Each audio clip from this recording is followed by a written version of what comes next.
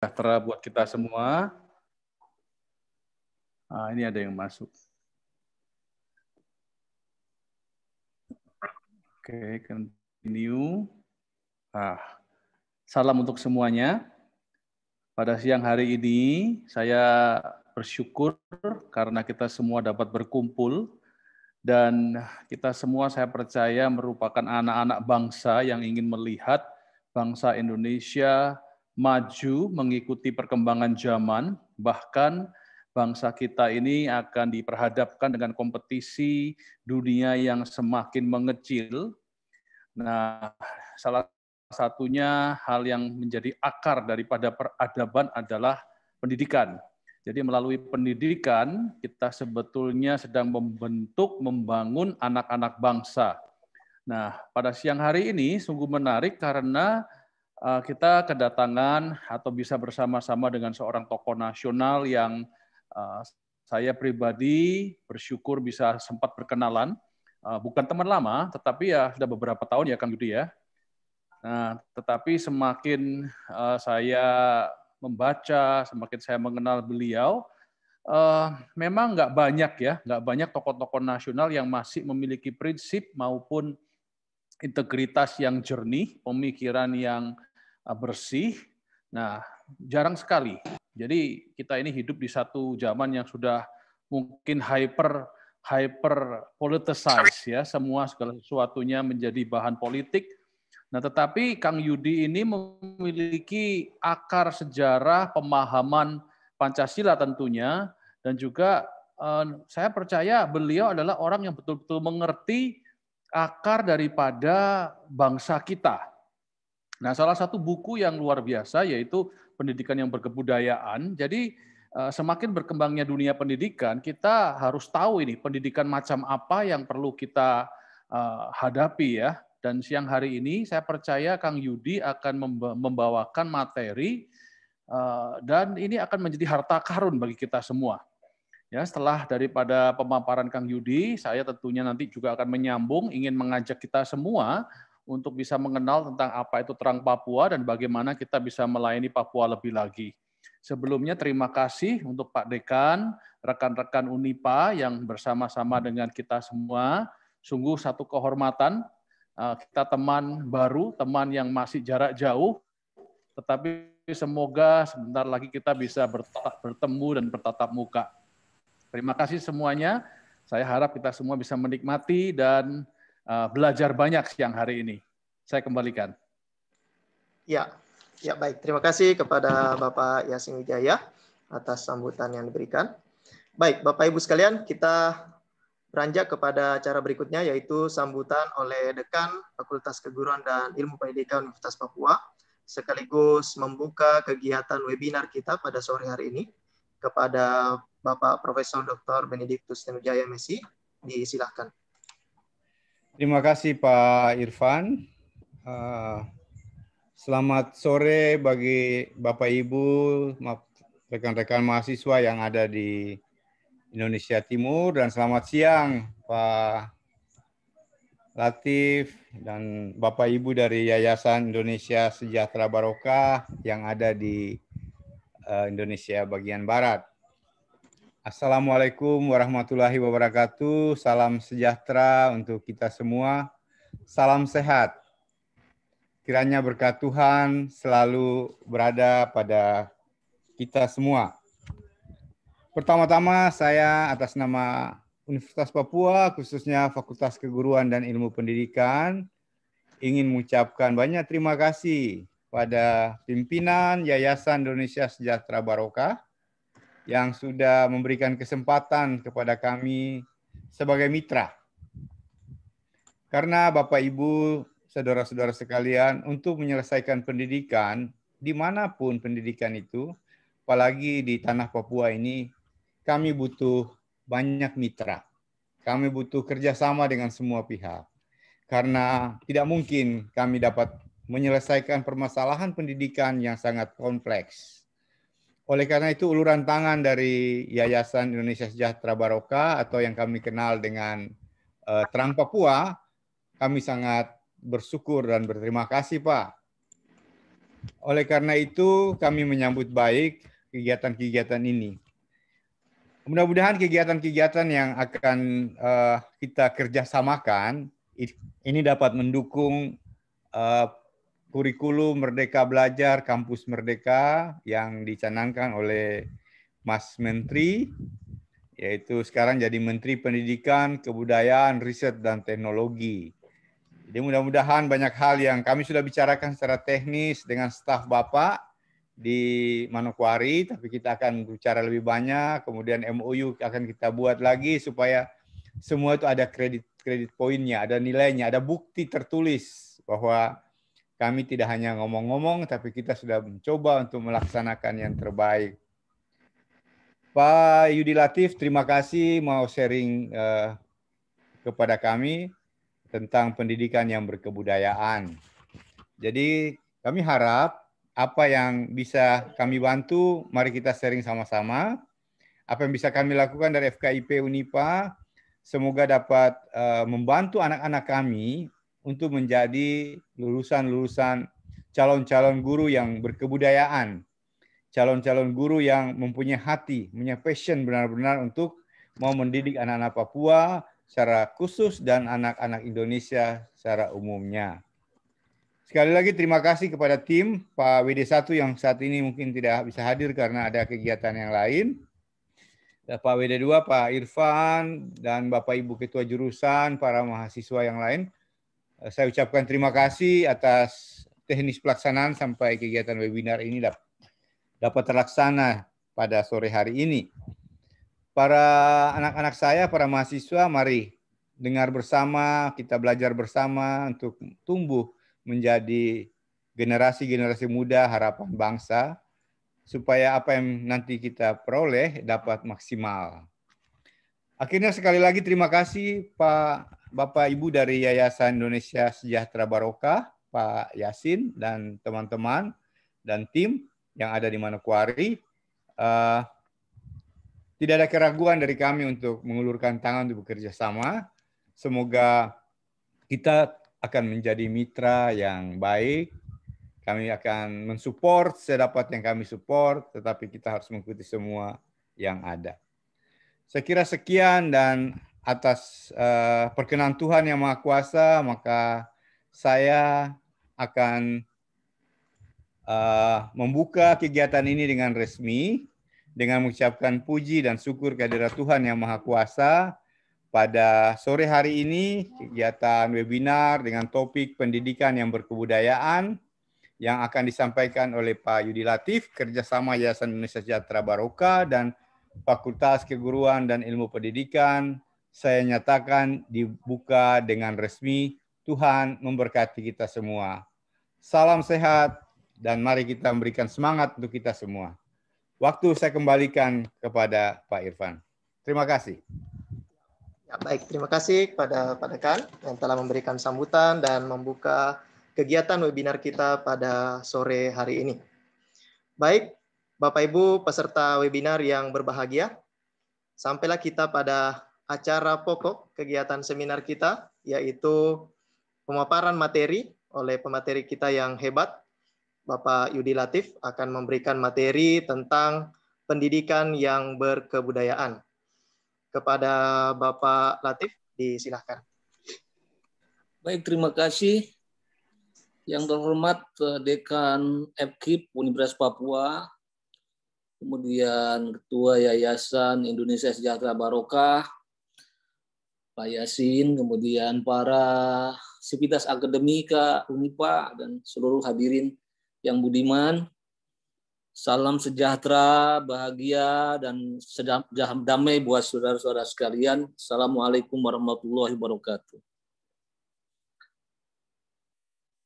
Puji syukur kehadirat Tuhan Yang Maha Kasih di tengah kita diuji oleh begitu banyak cobaan, terutama COVID yang menghantam kita. Sudah hampir 1,5 tahun lamanya ini, kita masih diberi bonus hidup, diberi kesempatan untuk terus mendharma baktikan pikiran, tenaga, dan waktu kita untuk mengembangkan dunia pendidikan. Dan ini sesuatu tugas yang mulia, ya. Saya kira salah satu tugas atau mungkin barangkali tugas yang paling fundamental, paling mulia di dalam civilizing mission, misi pengadaban manusia itu adalah pendidikan. Jadi kalau kita memasuki lorong gelap, kita menghadapi kehidupan yang murung, dan kita tidak tahu pasti apakah jalan ke depan itu kita bisa menemukan jalan cahaya atau tidak. Biasanya sandaran terakhirnya itu kita harus menanam harapan lewat pendidikan. Di dalam buku Pendidikan yang Berbudayaan, makanya saya katakan pendidikan itu benih harapan. Itu harapan, kemajuan, harapan, kesentosaan, harapan, kebahagiaan, itu ditimpakan pada dunia pendidikan. Dan kalau kita bicara pendidikan, itu imperatifnya di dalam pembukaan Undang Dasar 45 begitu jelas. Bahwa salah satu misi negara kita ini adalah mencerdaskan kehidupan bangsa. Jadi salah satu misi pengadaban kemajuan bangsa itu adalah mencerdaskan kehidupan bangsa. Ini harus dimaknai secara betul. Artinya berarti pendidikan bukan hanya mencerdaskan orang per orang, bukan hanya mencerdaskan orang kaya saja, orang Jakarta saja, orang Jawa saja, tapi kehidupan bangsa. Artinya keseluruhan bangsa ini harus mengalami proses pencerdasan. Jadi pencerdasan ini, pendidikan artinya harus menjadi satu misi yang sifatnya universal. Dan kalau misi kita adalah misi pencerdasan kolektif kehidupan bangsa, maka ada semacam maksim itu semacam ukuran, semacam timbangan, ya. Dikatakan begini, di dalam iringan kereta berkuda, kecepatan larinya kereta berkuda itu tidak ditentukan oleh kuda yang larinya paling cepat. Tapi kecepatan larinya kereta berkuda itu ditentukan oleh kuda yang larinya paling lambat. Jadi, kalau kita ingin memperjuangkan kecerdasan kolektif, kecerdasan bangsa secara keseluruhan, justru pusat perhatian kita jangan hanya melihat kelompok-kelompok menengah atas, kelompok-kelompok yang sudah ada di depan, kelompok-kelompok yang bisa lari cepat, tapi justru kita harus menengok ke belakang, menengok kalangan-kalangan kuda-kuda yang larinya paling lambat. Jadi ukuran kemajuan pendidikan justru tidak dilihat dari seberapa persen kelompok upper middle class yang sudah maju, tapi ditentukan seberapa banyak kuda-kuda yang masih tercecer di belakang. Jadi di mana-mana mengukur kemajuan pendidikan dilihat bagaimana level kesetaraan pendidikan yang ada di bangsa itu. Kalau tingkat kemampuan, kapabilitas pendidikannya relatif tidak jomplang, maka itu bisa dikatakan bangsa itu sudah lolos ujian peradaban dan itu bisa menjadi prasyarat bangsa yang maju. Istilah sekarang itu no child left behind. Tidak boleh ada satupun anak yang tercecer di belakang. Jadi perhatian pendidikan justru harus utamanya diarahkan pada kelompok-kelompok masyarakat tertinggal, terpinggir, terjauh. Karena dengan itulah kita ukuran daripada kemajuan pendidikan kita. Nah, menarik belakangan ini justru kita di mana-mana bicara tentang tantangan industri 4.0 ya. Itu sudah menjadi semacam narasi yang mewabah gitu. Bahwa di mana-mana kita bicara bagaimana tantangan dunia pendidikan dalam mengantisipasi era disrupsi, era industri 4.0 gitu. Tanpa kita menyadari bahwa ketika kita bicara industri 4.0 sebenarnya masih banyak kalangan masyarakat di antara kita di lingkungan bangsa Indonesia yang mungkin bahkan belum masuk ke tahap industri 1.0 gitu. Bahkan belum masuk ke era pertanian gitu. Dan mestinya pikiran seperti itu harus mulai tertanam dalam jiwa para pendidik, jiwa mereka yang para emansipatoris yang ingin mengangkat harkat bangsa. Nah, dan ada yang lebih penting bahwa kendati pun zaman boleh berubah, teknologi boleh berganti begitu cepat. Tapi sebenarnya sepanjang sejarah umat manusia, apapun level teknologinya, apapun tahap perkembangan peradabannya, hakikat pendidikan sebenarnya tidak berubah gitu. Ini seringkali yang kurang dipahami oleh beberapa kalangan para pengampu kebijakan pendidikan kita, bahwa teknologi boleh berubah, zaman boleh berganti, tapi hakikat pendidikan tidak pernah bergeser. Seperti dikatakan oleh Suhu Pendidikan Indonesia, Ki Hajar Dewantara, bahwa pendidikan itu pada hakikatnya adalah proses belajar menjadi manusia seutuhnya, ya manusia yang baik, dengan belajar dari kehidupan dan sepanjang hidup. Jadi proses belajar menjadi manusia yang baik, baik manusia sebagai perseorangan maupun manusia sebagai satu kelompok masyarakat, ya. Menjadi manusia yang baik itu menjadi manusia seutuhnya dengan belajar dari kehidupan sepanjang hidup. Jadi belajarnya bukannya sebatas masa sekolah, tapi menjadi long life learner, pembelajar seumur hidup gitu. Dan kita harus belajar dari kehidupan di sekitar kita. Jadi kita tidak cukup memberikan kapabilitas ilmu pengetahuan di jantung pendidikan, tapi juga kita harus mengerti bagaimana kapabilitas ilmu itu berfungsi, berfungsi untuk mengangkat harkat martabat kehidupan di sekitar kita. Dan karena level sosial, level budaya masyarakat berbeda, maka supaya ilmu itu berfungsi harus cocok dengan kondisi kenyataan masyarakat yang ada. Jadi mungkin apa yang cocok, teknologi yang cocok dikembangkan di Jakarta belum tentu cocok dengan teknologi yang dikembangkan untuk Papua misalnya, karena level kehidupan berbeda. Kalau ilmu itu berfungsi harus sesuai dengan kenyataan-kenyataan lingkungan sosial yang ada. Oke ya, jadi saya ulang lagi bahwa hakikat pendidikan itu adalah proses belajar menjadi manusia seutuhnya, menjadi manusia yang baik dengan belajar dari kehidupan sepanjang hidup. Halo, mohon maaf Pak Yudi. Share screen PPT-nya sepertinya belum tampil, Pak. Ya nanti deh. Mungkin saya nggak pakai PPT mungkin. Baik. Kecuali nanti ditanya jawab mungkin ada. Ya baik, silakan Pak, lanjut. Oke. Pertanyaan berikutnya, apa sih manusia baik? Gitu. Apa sih manusia baik? Gitu. Nah, kata Aristoteles, sesuatu dikatakan baik itu kalau sesuai dengan tujuannya. Jadi misalnya, jam yang baik itu menunjukkan ketepatan waktu. Kalau anjing yang baik mampu menjaga tuannya. Kalau manusia baik adalah manusia yang mampu memenuhi dan mengembangkan kodrat-kodrat kemanusiaannya. Ya, jadi manusia yang baik itu manusia yang mampu memenuhi dan mengembangkan kodrat-kodrat kemanusiaannya. Jadi pendidikan itu pertama-tama harus merupakan satu proses humanisasi manusia. Apa itu kodrat manusia? Nah ini pertanyaan penting. Pertama, kita harus memahami ya bahwa sebenarnya manusia ini bukan bukan wahana bagi berseminya seluruh nilai-nilai kebaikan. Karena pada diri manusia juga kalau pakai bahasa agama itu ada namanya original sin, ada dosa bawaan kalau pakai istilah agamanya itu. Jadi manusia terlahir itu tidak sepenuhnya menjadi tempat berseminya nilai-nilai kebaikan. Karena manusia terlahir, kalau pakai bahasa teologinya itu ada original sins, dosa bawaan.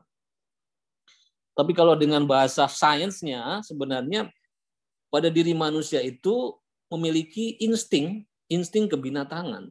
Bahwa 98% kromosom manusia itu identik dengan kromosom simpanse. Itu. Jadi manusia dan simpanse itu berbagi kesamaan kromosom 98% identik. Itu. Oleh karena itu pada diri manusia itu punya sifat-sifat bawaan simpanse, sifat-sifat bawaan primata. Apa itu sifat simpanse? Ya, pertama sifat simpanse itu selfish. Mementingkan diri sendiri. Itu. Kedua, simpanse itu kalau untuk kepentingan sendiri dia merasa perlu harus berkelompok, ya, maka akan berkelompok terhadap sesama simpanse, sesama binatang yang warna kulitnya sama, warna bulunya sama, keturunannya sama. Nah, kemudian di dalam rangka memperjumpakan kalangan simpanse yang genetiknya sama, warna bulunya sama, kulitnya sama, mereka kemudian pengelompokannya itu tunduk kepada namanya itu superioritas, tunduk pada dominasi pemimpin. Jadi pemimpin itu dominatif. Jadi di dalam lingkungan simpanse katanya ada pemilihan pemimpin simpanse. Dan simpanse yang dipilih sebagai pemimpinnya bukan simpanse yang paling kuat, paling kekar, paling tinggi, tapi simpanse yang paling canggih melakukan pencitraan katanya. Yaitu simpanse yang paling banyak melakukan kissing, ciuman, dan pelukan katanya. Itulah yang biasanya dipilih sebagai pemimpin simpanse. Dan ketika pemimpin simpanse sudah terpilih, apapun yang dikehendaki pemimpinnya, misalnya makanan yang dia kehendaki, nggak boleh diambil oleh simpanse yang lain. Betina yang dia kehendaki nggak boleh diganggu oleh simpanse yang lain. Jadi kepemimpinan bagi simpanse adalah dominatif, bukan melayani rakyatnya, tapi bagaimana dilayani oleh rakyatnya. Kemudian pemimpin ini selalu bersifat male supremasi, selalu pejantan pemimpinnya itu. Dan hubungan hierarkis dominatif pejantan ini diterima tadi semata-mata supaya kompak. Kalau kompak ada peluang bagi sesama simpanse untuk melangsungkan keturunan ketimbang kalau bercerai-berai. Jadi sosiabilitasnya itu, pengelompokan sosialnya itu semata-mata untuk melangsungkan peluang untuk mengembangkan keturunan secara lebih mungkin ketimbang kalau bercerai-berai. Nah, setelah itu simpanse itu sifatnya itu melakukan penguasaan teritorial, penguasaan ruang. Jadi ruang hidup itu hanya boleh diisi oleh sesama simpanse yang warna kulitnya sama, genetiknya sama. Tidak boleh dimasuki oleh binatang lain. Nah, di dalam diri manusia karena ada predisposisi tadi itu kromosom, manusia juga punya sifat-sifat seperti itu. Jadi manusia itu ada kecenderungan mementingkan diri sendiri. Kalaupun berkelompok, hanya berkelompok terhadap sesama manusia yang kulitnya sama, mungkin juga agamanya sama, identitasnya sama. Dan sebisa mungkin ruang hidup itu hanya diisi oleh mereka yang jenis manusianya sama. Dan kemudian tendensi kebanyakan masyarakat manusia juga memang tendensinya otoritarian. Katanya default option, ya, kalau komputer itu setelan awal masyarakat manusia itu politiknya sebenarnya otoritarian. Jadi demokrasi ini hanya perkecualian. Karena untuk demokrasi memerlukan prasyarat-prasyarat khusus. Jadi di dalam eksperimen demokrasi di banyak negara lebih banyak yang gagal ketimbang yang berhasil. Karena tadi default option kita ini sebenarnya otoritarian. Nah, tapi beruntung manusia ini tadi punya 2% kromosom yang berbeda dengan simpanse. Manusia memiliki apa yang disebut dengan neokorteks. Dengan itu indera manusia juga sebenarnya tidak hanya 5. Ya, selama ini kita kan mengenal indera manusia hanya 5. Indera penglihatan, indera pendengaran, indera penciuman, indera pengecap, dan indera peraba gitu kan. Tapi sebenarnya manusia dengan neokorteks ini memiliki indera ke-6. Itu namanya moral sense. Ada indera moral. Manusia merupakan satu-satunya primata yang bisa dengan moral sense itu mengembangkan belief, keyakinan, dan values, nilai. Jadi kemampuan mengembangkan keyakinan dan nilai keyakinan seperti agama, nilai-nilai moralitas, itu hanya bisa dikembangkan oleh manusia. Simpanse tidak bisa mengembangkan itu. Dengan itu sebenarnya manusia bisa menciptakan spiritualitas, etika, agama, dan lain-lain. Maka kemudian dengan cara mengembangkan neokorteks, moral sense inilah manusia derajatnya meninggi ketimbang simpanse. Jadi kalau moral sense itu, jadi ada kecenderungan moral yang sebenarnya innate, sebenarnya inborn, ada di semai di dalam DNA manusia itu. Kalau itu dididik, dikembangkan secara proper, secara tepat, manusia bisa memilih pilihan-pilihan moral, pilihan etis dalam hidupnya.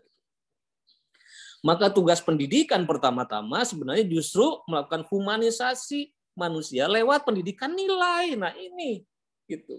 Karena nilai itulah yang membedakan manusia dari binatang. Contohnya kalau di dalam masyarakat simpanse, hidup dalam perjuangan kepentingan itu hanya berdasarkan namanya itu natural liberty, kebebasan alamiah. Tadi itu yang penting, kepentingan sendiri gitu.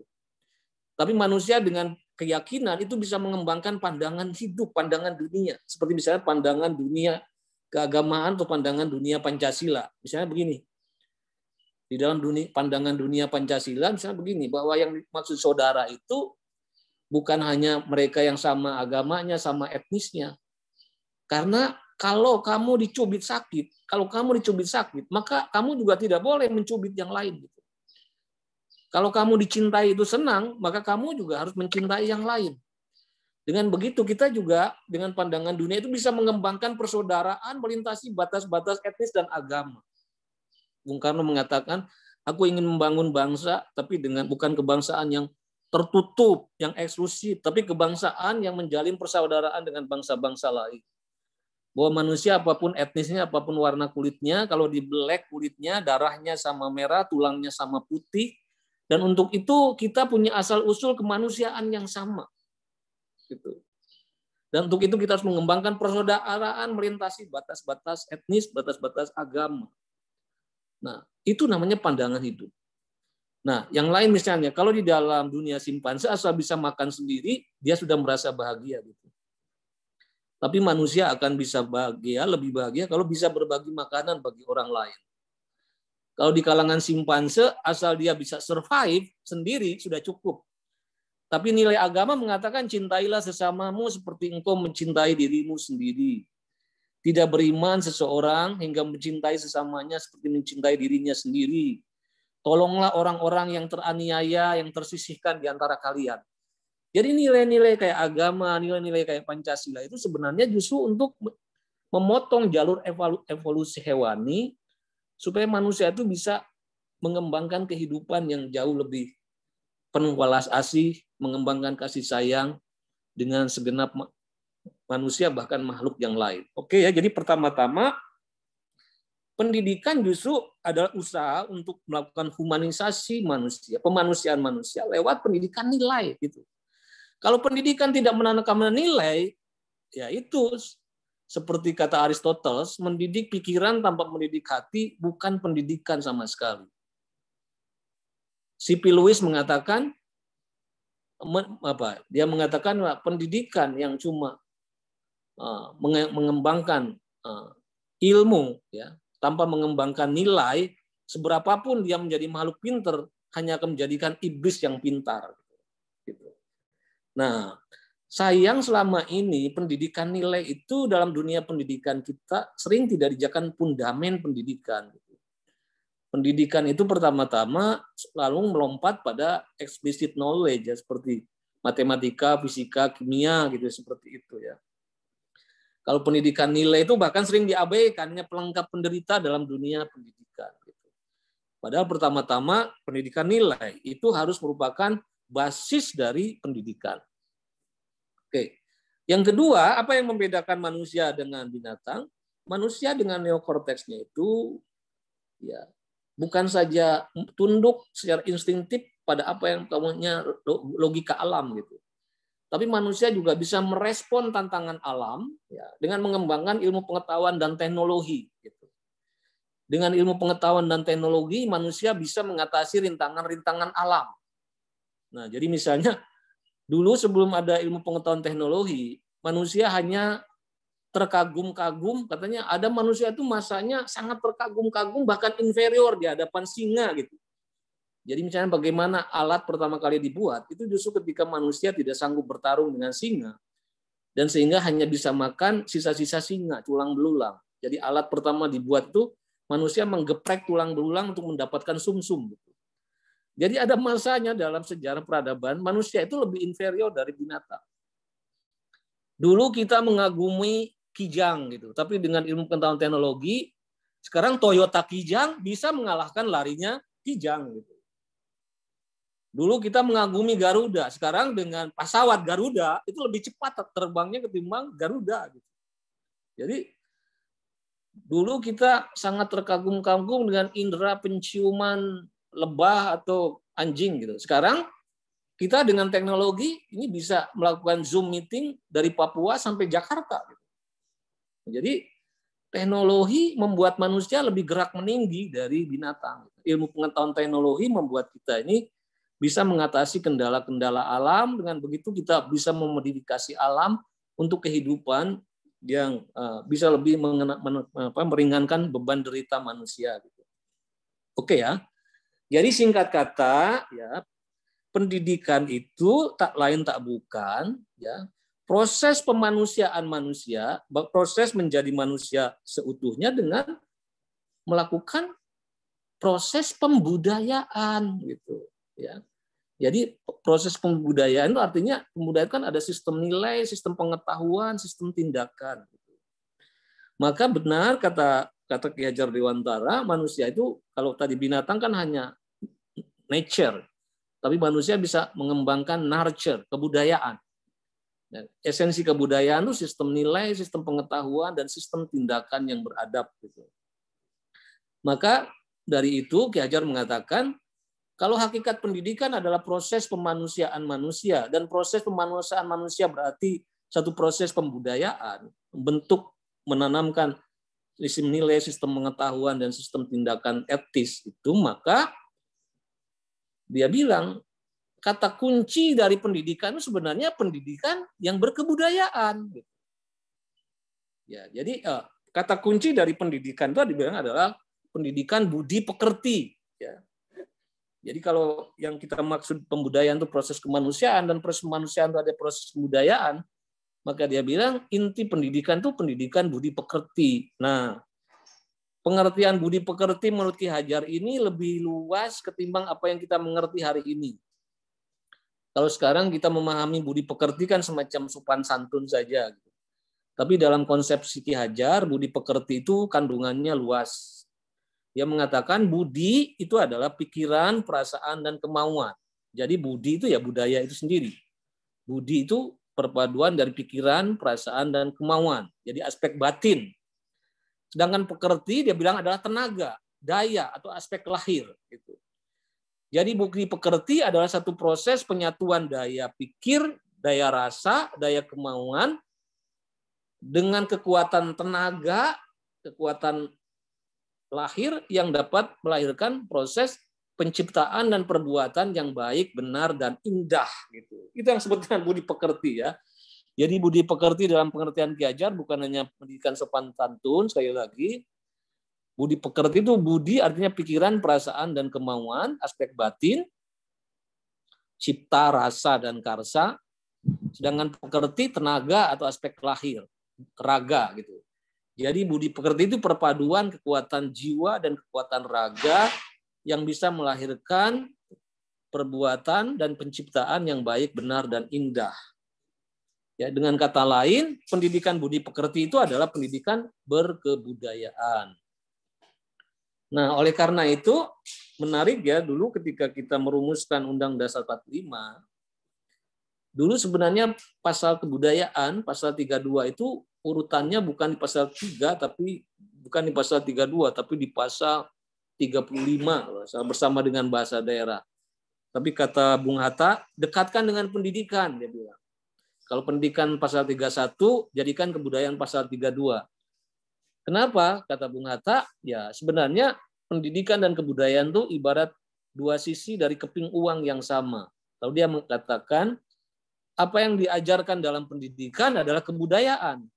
Sedangkan pendidikan sendiri adalah proses pembudayaan. Oke ya. Jadi apa yang diajarkan pendidikan adalah kebudayaan, sedangkan pendidikan itu sendiri adalah proses pembudayaan.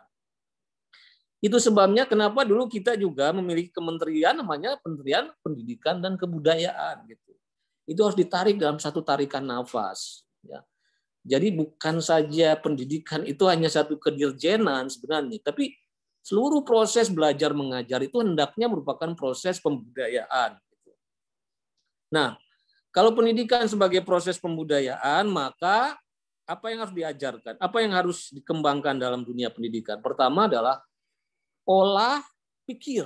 Nah, jadi pertama adalah mengembangkan olah pikir. Olah pikir ini termasuk logika, termasuk kemampuan baca, kemampuan menulis, ya, kemampuan jadi writing, kemudian reading, kemudian arithmetic, menghitung, apa yang kita bilang sebagai calistung itu, baca, tulis, hitung, logika, critical thinking, problem solving. Nah, itu adalah olah pikir. Nanti melahirkan sains, teknologi, dan sebagainya. Kedua adalah olah rasa. Olah rasa. Jadi yang pertama itu adalah mengerti, kemudian olah rasa ini ngerasa, bisa ngerasa. Olah rasa ini bagaimana tadi kita mengolah aspek rohani manusia. Olah rasa itu muncul di dalam estetika, muncul di dalam rasa solidaritas, rasa kebangsaan, rasa keadilan, nasionalisme. Itu adalah olah rasa. Menyangkut olah batin, olah rohani. Dari situ olah spiritualitas, olah solidaritas, nasionalisme, keadilan, etika, gitu. Dari situ olah rasa. Ya, di sini oleh karena itu pelajaran seni itu bukan ornamen dari pendidikan. Itu penting sekali mengolah rasa itu.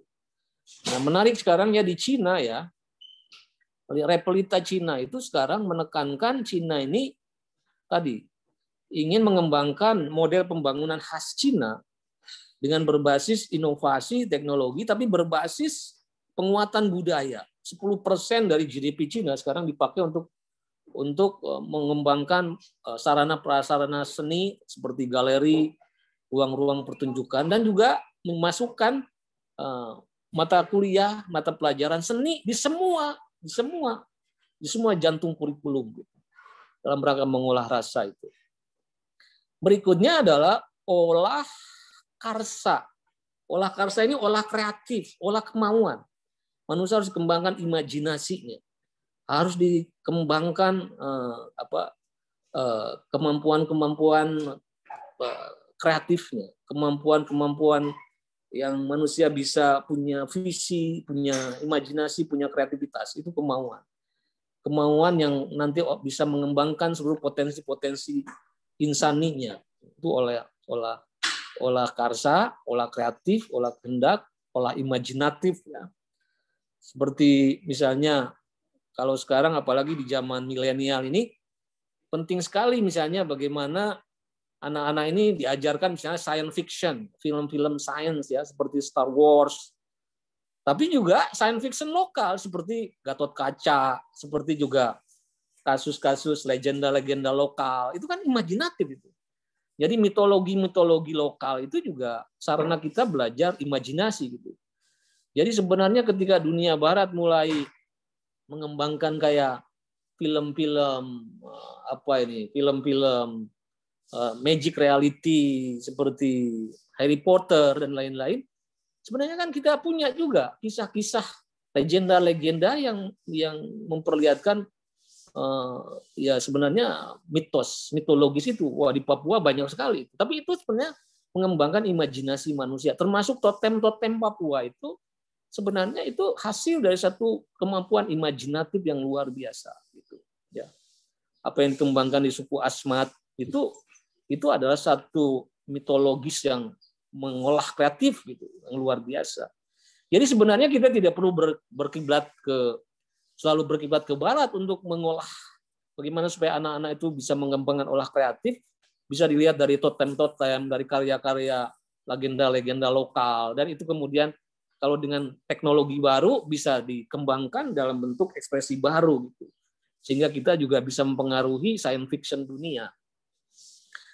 Kemudian yang terakhir adalah olahraga. Ya, olahraga ini olah keprigelan, ketangkasan, olahraga. Jadi dari dulu ya namanya gimnastik, ya, olah panah, berkuda, itu selalu diandalkan karena di dalam tubuh yang sehat ya, kemampuan-kemampuan yang lain itu mendapatkan kontainer ya, pembawa alat yang kuat untuk memperjuangkan apa yang ada di dalam batin kita.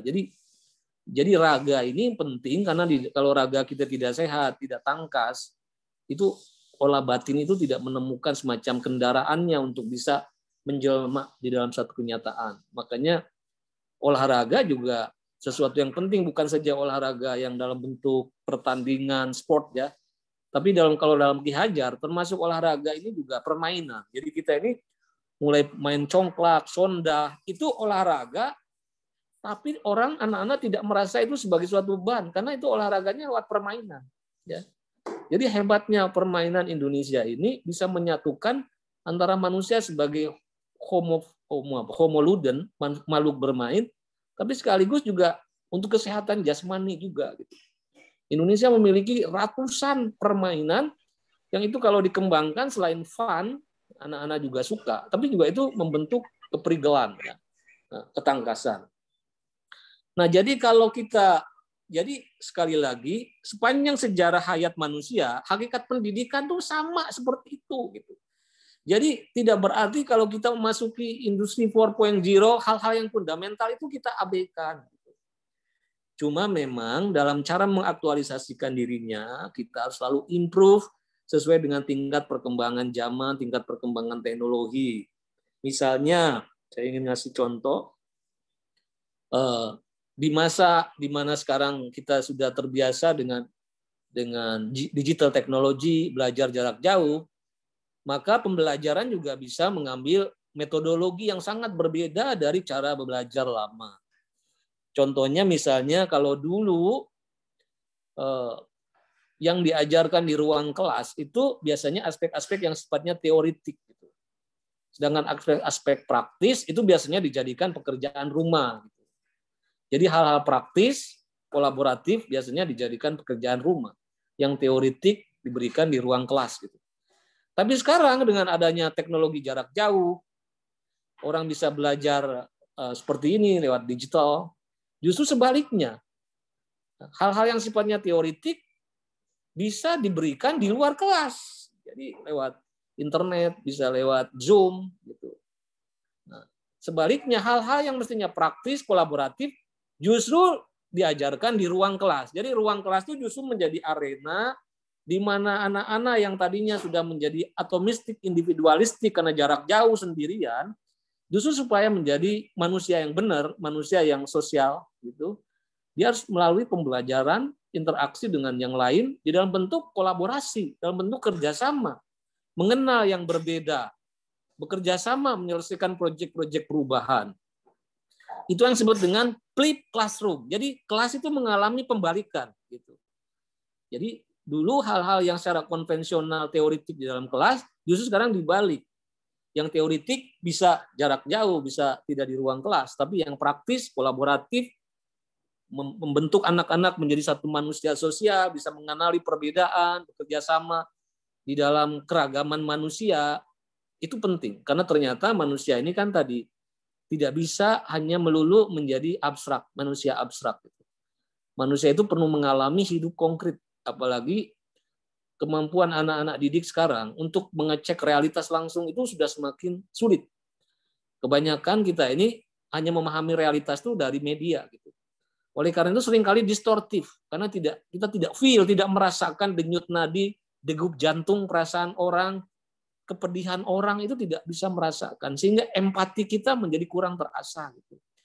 Nah, justru di ruang-ruang kuliah itulah, kalau bisa ruang kelas juga kemudian kita susun supaya grup-grupnya itu dari latar belakang yang sangat berbeda, sehingga anak-anak belajar mengenali yang berbeda, menghilangkan stigma-stigma negatif terhadap kelompok yang berbeda. Dengan begitu, pengalaman di kelas itu betul-betul menjadi proses pengalaman menjadi makhluk sosial dengan tadi itu, dengan nilai, dengan keyakinan yang meninggi. Nah, jadi saya kira itu yang pertama. Kedua, nah sekarang ini kan di mana-mana yang harus kita tekankan, apakah dengan munculnya teknologi baru seperti disrupsi teknologi, itu berarti hal-hal nilai itu tidak penting. Justru menurut saya itu terjadi sebaliknya. Pada masa ketika hal-hal yang sifatnya teknis, taktikal bisa dikerjakan oleh mesin, kelebihan manusia di atas mesin itu justru manusia itu bisa melihat hutan secara keseluruhan. Kalau mesin itu hanya bisa melihat satuan-satuan hutan. Kelebihan manusia di atas mesin itu justru manusia ini bisa melihat hutan secara keseluruhan. Jadi interrelasi antara satu bidang ilmu dengan bidang lain itu hanya bisa dibayangkan oleh manusia. Mesin itu sangat miopik, ya. Hanya melihat satuan-satuan pohon. Manusia dengan gerak meninggi tadi, dengan nilai, dengan pengetahuan yang holistik, itu bisa melihat interrelasi saling hubungan antar disiplin, transdisiplin, sehingga membentuk satu wawasan yang luas. Oleh karena itu sekarang justru di berbagai negara, di tingkat pendidikan dini, itu direkomendasikan jangan terlalu cepat-cepat melakukan spesialisasi.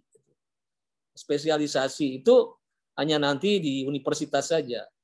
Dan terbukti sebenarnya misalnya di dalam bidang permainan, dulu ada asumsi bahwa semakin dini melakukan spesialisasi, maka orang itu akan makin berprestasi di bidang permainan olahraga misalnya. Nah, ternyata tidak sepenuhnya benar ya. Memang di dalam permainan yang sifatnya aturannya terbatas, repetitif, ruang bermanuvernya terbatas seperti golf atau catur yang aturannya baku. Itu spesialisasi dini memang bisa menelurkan orang berprestasi ya, seperti Tiger Woods di dalam golf atau Polgar bersaudara dalam catur gitu. Tetapi di dalam permainan-permainan hidup yang kompleks, yang tidak terstruktur, aturannya juga memberikan satu kebebasan keliaran manusia seperti dalam sepak bola dan lain-lain, justru memiliki latar belakang beragam olahraga di awal itu jauh lebih memiliki manusia kemampuan ketangkasan yang lebih baik ketika nanti harus menekuni bidang-bidang permainan tertentu. Jadi misalnya sebelum orang memasuki sepak bola itu bagus justru kalau sebelumnya dia misalnya di training di dalam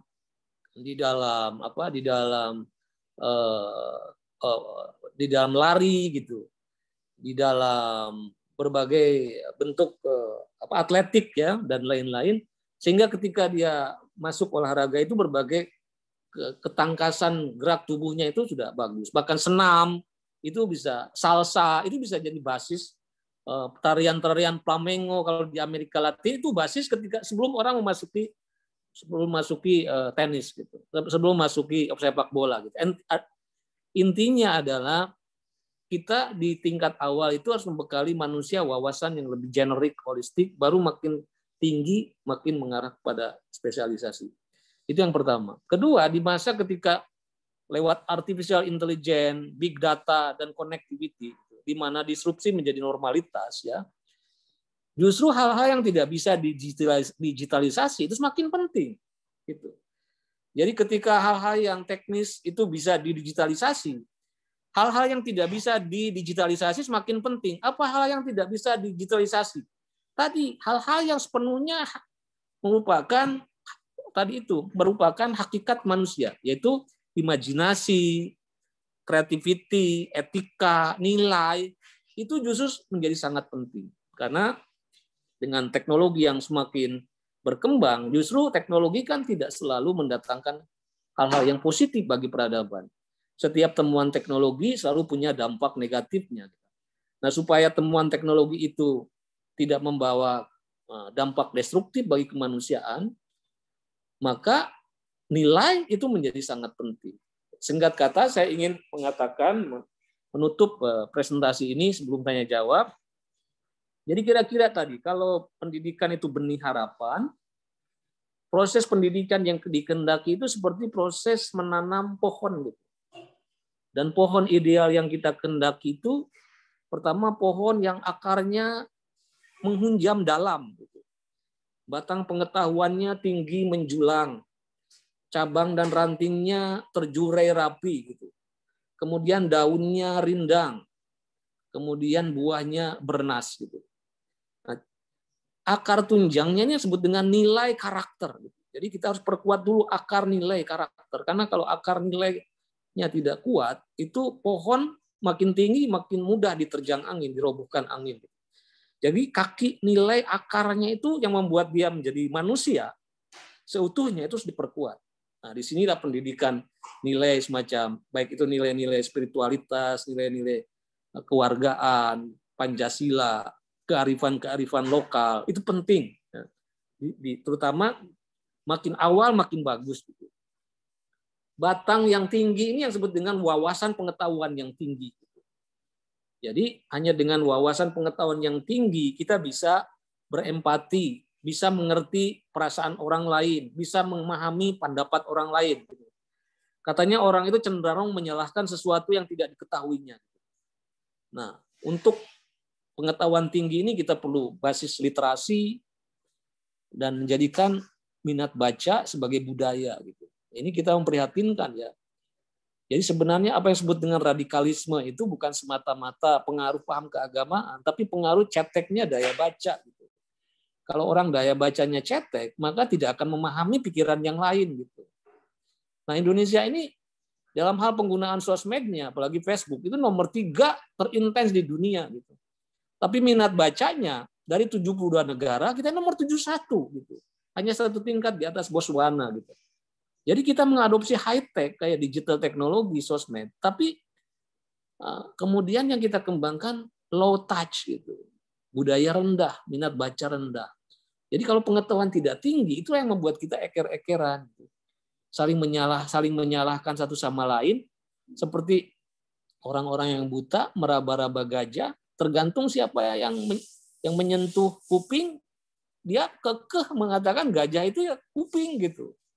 Mereka yang merabanya kakinya dikatakan ya namanya gajah itu ya kayak kaki gitu. Jadi semua saling menyalahkan karena wawasan pengetahuannya yang rendah. Untuk itu literasi, erudisi, minat baca itu harus terus dikembangkan meskipun kita memasuki era digital.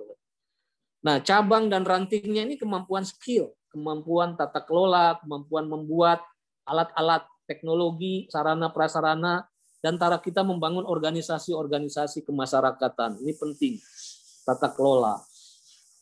Dan berikutnya, daun yang rindang lebat ini kemampuan kolaborasi, kemampuan mempertautkan keistimewaan pribadi ke dalam kebaikan bersama, kemampuan saling menghargai, gotong royong, berkolaborasi, berat sama dipikul, ringan sama jingjing, saling respect, ya, mengapresiasi karya orang lain, dan kemudian sama-sama untuk melayani kebaikan hidup bersama.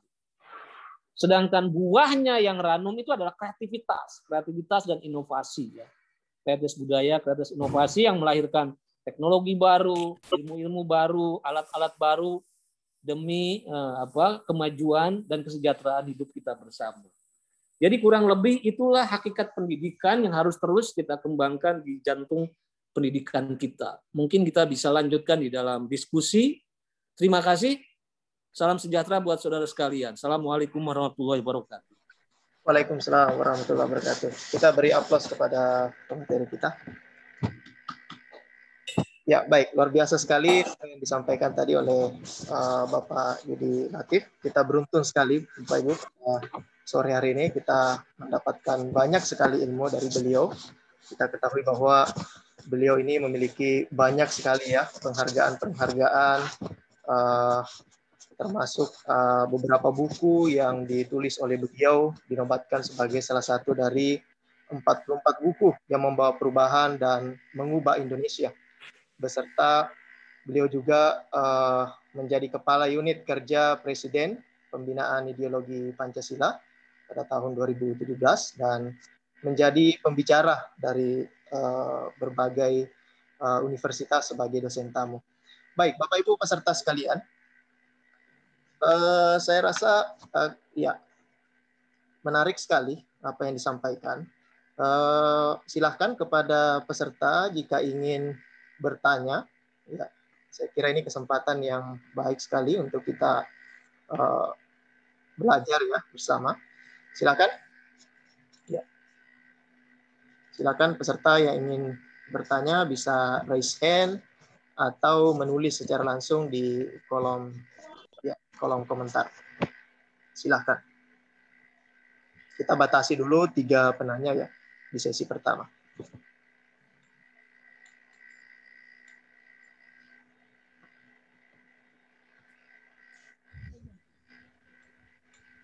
Kalau tidak ada yang bertanya, Pak, saya mungkin daripada saya yang bertanya. Silakan. Oke, selamat sore. Menarik sekali Pak Yudi Latif. Mungkin dari tadi itu Bapak singgungnya itu 1 kali saja tentang Ki Hajar Dewantara. Tetapi yang saya yakin dan percaya apa yang Bapak sampaikan itu semua itu pemikiran daripada tokoh nasional kita Ki Hajar Dewantara. Pertanyaan saya, walaupun moto beliau kita pakai di kementerian, tetapi nilai-nilai yang diajarkan oleh Ki Hajar Dewantara itu dari tahun 60-an setelah beliau tidak jadi menteri lagi itu tidak pernah ada secara real. Itu menurut saya. Apa benar begitu menurut Pak Yudi Latif? Dan mengapa nilai-nilai sebenarnya dari budaya kita itu yang diajarkan oleh beliau, karena beliau belajar di Belanda, kemudian meramunya dengan budaya Indonesia supaya jadi pendidikan yang kebudayaan, tetapi tidak jalan. Dan sekarang Pak Yudi Latif mau dan beberapa teman yang lain mau mengembalikan itu lagi. Dan saya kira itu benar. Tapi Pak Yudi, apa yang menyebabkan tidak jalan selama ini gitu? Dan mungkin harus kita sama-sama untuk memajukan hal itu.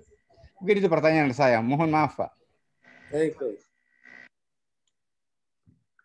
Ya, baik. Silakan, Pak. Langsung ya. Ya, itu pertanyaan menarik ya. Kita ini seringkali terjebak dalam simbolisme, formalisme, tapi tidak memahami, mendalami hakikat dari simbol-simbol yang kita gunakan ini. Maksud saya apa? Ya, tiap tanggal 2 Mei kan kita memperingati Hari Pendidikan. Kenapa tanggal 2 Mei? Dari mana 2 Mei itu kita peringati jadikan Hari Pendidikan? Karena 2 Mei itu hari lahirnya Ki Hajar Dewantara. Gitu. Luar biasa itu. Hanya Ki Hajar Dewantara yang lahirnya dijadikan jadi libur nasional, gitu, hari nasional, gitu kan. Luar biasa. Artinya ada sesuatu nilai fundamental yang sangat penting, ya. Karena memang Ki Hajar juga yang merumuskan. Nah, gini ya, kalau ingin tadi kan ada yang minta PPT ya. Mudah-mudahan Yayasan Indonesia Sejahtera sudah mendistribusikan bukunya. Apa yang sudah saya kemukakan ini sebenarnya semuanya itu hanya bagian kecil dari resume dari apa yang sudah ada di dalam buku. Ya, semuanya itu bisa dibaca dalam buku. Maksudnya gini ya, jadi kembali ke Ki Hajar, 2 Mei itu kita peringati sebagai Hari Pendidikan, betul-betul bermula dari penghargaan kita terhadap hari lahirnya Ki Hajar Dewantara. Ki Hajar Dewantara itu sangat menjadi semacam simbol ya, idealisasi dari cita-cita pendidikan Indonesia. Karena dia adalah orang bukan saja merintis dunia pendidikan ketika segelintir orang Indonesia yang bisa masuk ke pendidikan modern gitu. Dia kan mendirikan taman siswa, tapi nanti dia juga waktu kita menyusun Pancasila dan konstitusi di BPUPK, Ki Hajar juga yang menjadi ketua panitia garis-garis besar pendidikan dan pengajaran gitu ya. Nanti Ki Hajar juga yang menjadi Menteri Pendidikan pertama gitu ya. Termasuk pasal 31 pendidikan tuh, pasal 32 tentang kebudayaan itu betul-betul otaknya adalah dia gitu. Nah, kalau kita ingin benar-benar menyelami seorang Ki Hajar, mestinya Indonesia pendidikannya tidak terpuruk seperti ini. Karena Ki Hajar memahami betul gerak maju suatu bangsa itu harus mengikuti jalan apa gitu. Ki Hajar ini manusia yang akar-akar kaki-kakinya ke belakang kuat, jadi penghargaan pada tradisinya kuat, terhadap apa yang kita punya kuat, tapi juga bukan seseorang yang tertutup bagi pengaruh-pengaruh baik dari luar. Dia juga belajar dari Montessori, belajar dari Rabindranath Tagore, belajar dari Buber dan lain-lain. Jadi banyak tokoh-tokoh Frober ya, banyak tokoh-tokoh dari luar dia belajar. Dan dia membentuk satu konsep kebudayaan yang baru belakangan dunia memahaminya gitu. Jadi dan dia bilang bahwa gerak maju suatu kemajuan peradaban pendidikan itu harus mengikuti namanya itu trikon. Kon pertama itu continue. Jadi tidak ada peradaban dan pendidikan yang maju kalau tidak menghargai warisan-warisan cerlang budaya yang kita punya. Gitu. Ya. Nah, jadi misalnya Renaissance di Eropa gitu. Ketika Barat ingin mencapai modernitas, itu kan dimulai dengan menghargai dulu warisan-warisan budaya Eropa yang tumbuh di Yunani, di Athena, di Romawi gitu. Jadi Renaissance itu balik sebelum maju modern, menghargai dulu warisan Eropa yang punya tradisi agung, kita nyebutnya itu puncak-puncak kebudayaan daerah, itu namanya local genius, cerlang-cerlang budaya lokal yang kita punya. Kan kita ini terlahir tidak menjadi pesakitan di dunia ini. Kita terlahir itu bukan pelengkap penderita gitu. Di setiap lokalitas itu ada cerlang budayanya. Saya sudah mengatakan tadi. Di Papua misalnya, bahkan sekarang banyak yang terbelalak manusia, saintis sekalipun. Bagaimana orang di Lembah Baliem bisa mengembangkan 7 varietas dari ubi gitu, talas gitu. Bagaimana orang-orang Asmat itu bisa melahirkan satu karya seni yang sangat advance gitu. Yang sekarang mungkin kita sebut sebagai surrealis gitu. Ya. Seni-seni patung dan lain-lain. Jadi sebenarnya setiap lokalitas itu punya cerlang budaya. Nah, dulu namanya itu anggur tua. Anggur ini semakin lama semakin berharga. Jadi warisan cerlang budaya yang kita punya itu jangan dibuang. Kita harus maju itu harus berangkat dengan terlebih dahulu menghargai yang kita punya. Gitu. Itu yang pertama. Itu namanya continue. Gitu. Nah, jadi kita kalau kita ingin maju harus menghargai apa yang kita punya. Nah, dalam kasus pendidikan berarti sebelum kita menoleh kepada tokoh-tokoh pendidikan di luar, kita harus menghargai dulu apa yang dulu pernah diwariskan oleh tokoh-tokoh pendidikan kita, termasuk warisan pemikiran Ki Hajar. Kita tidak bisa mulai peradaban dari kosong. Kita harus menghargai, memuliakan apa yang kita punya. Berikutnya, pertama, itu continue. Yang kedua namanya convergent. Tapi menurut Ki Hajar, kita juga tidak bisa maju kalau mengalami ketertutupan budaya. Kita tidak mau belajar dari kemajuan, dari capaian bangsa-bangsa lain gitu.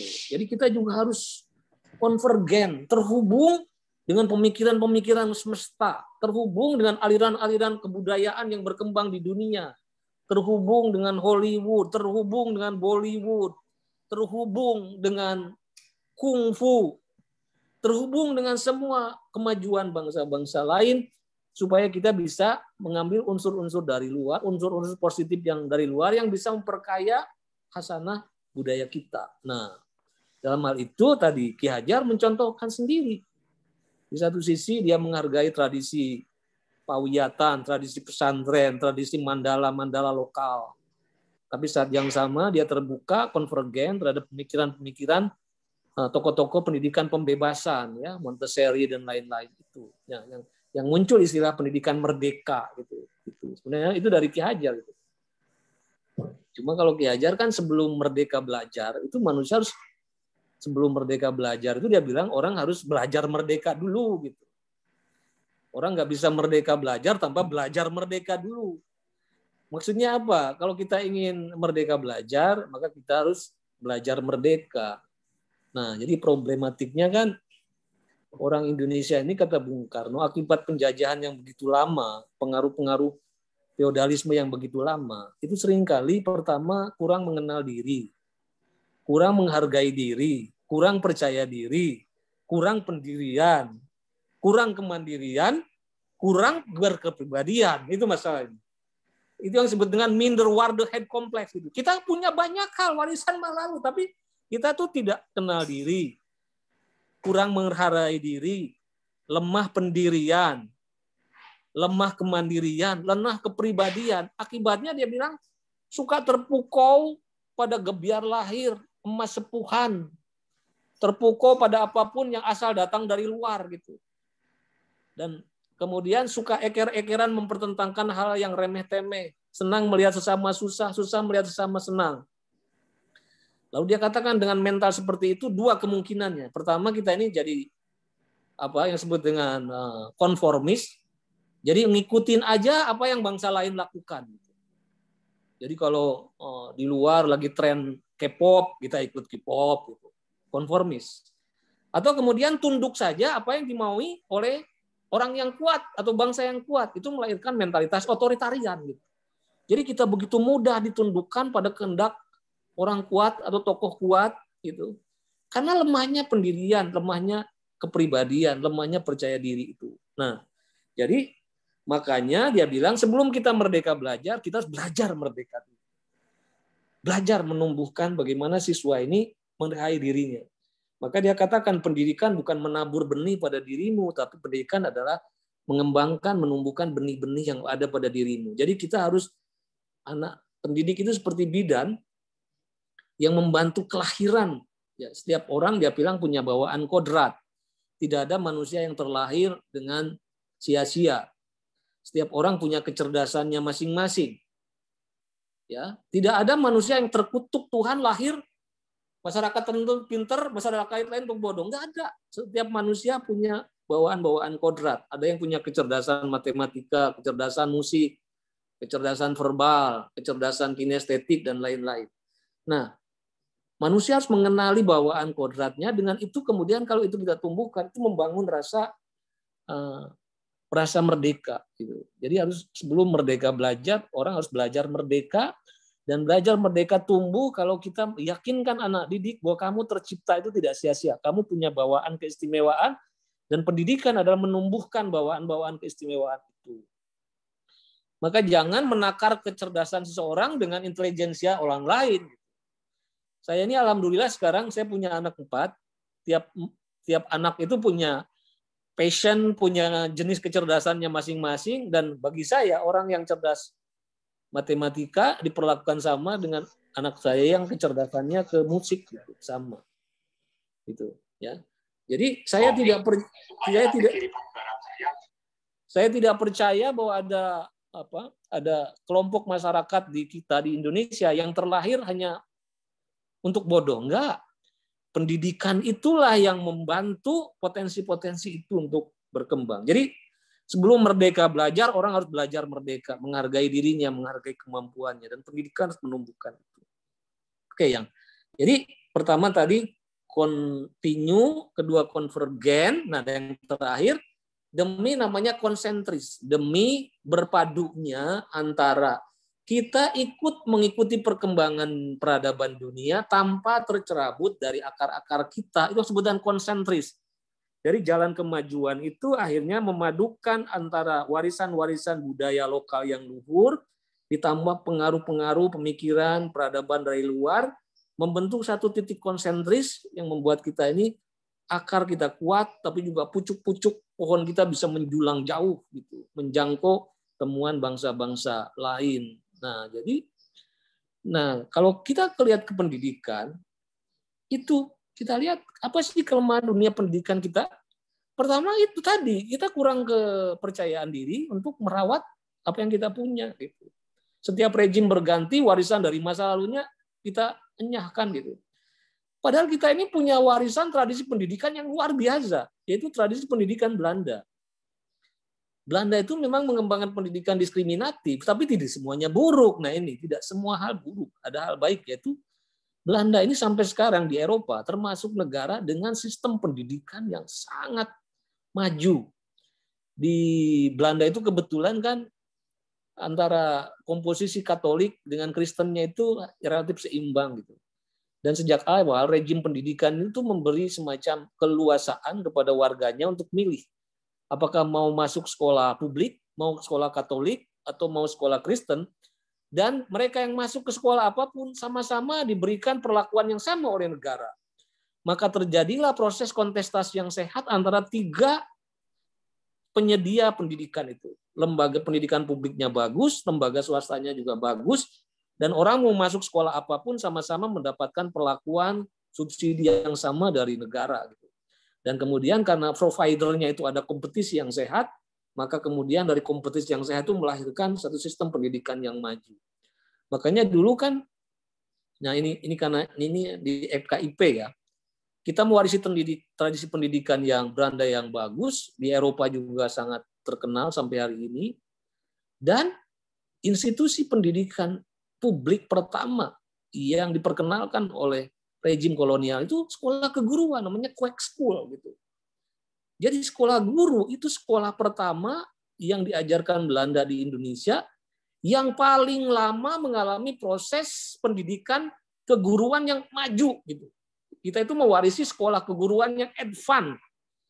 Makanya dulu kenapa guru-guru dari Indonesia ini bukan saja bukan saja bisa bersaing atau mutunya dengan negara-negara lain di Asia, bahkan selalu menjadi rujukan gitu. Malaysia ketika ingin membangun dunia pendidikan itu didatangkan guru-guru dari Indonesia.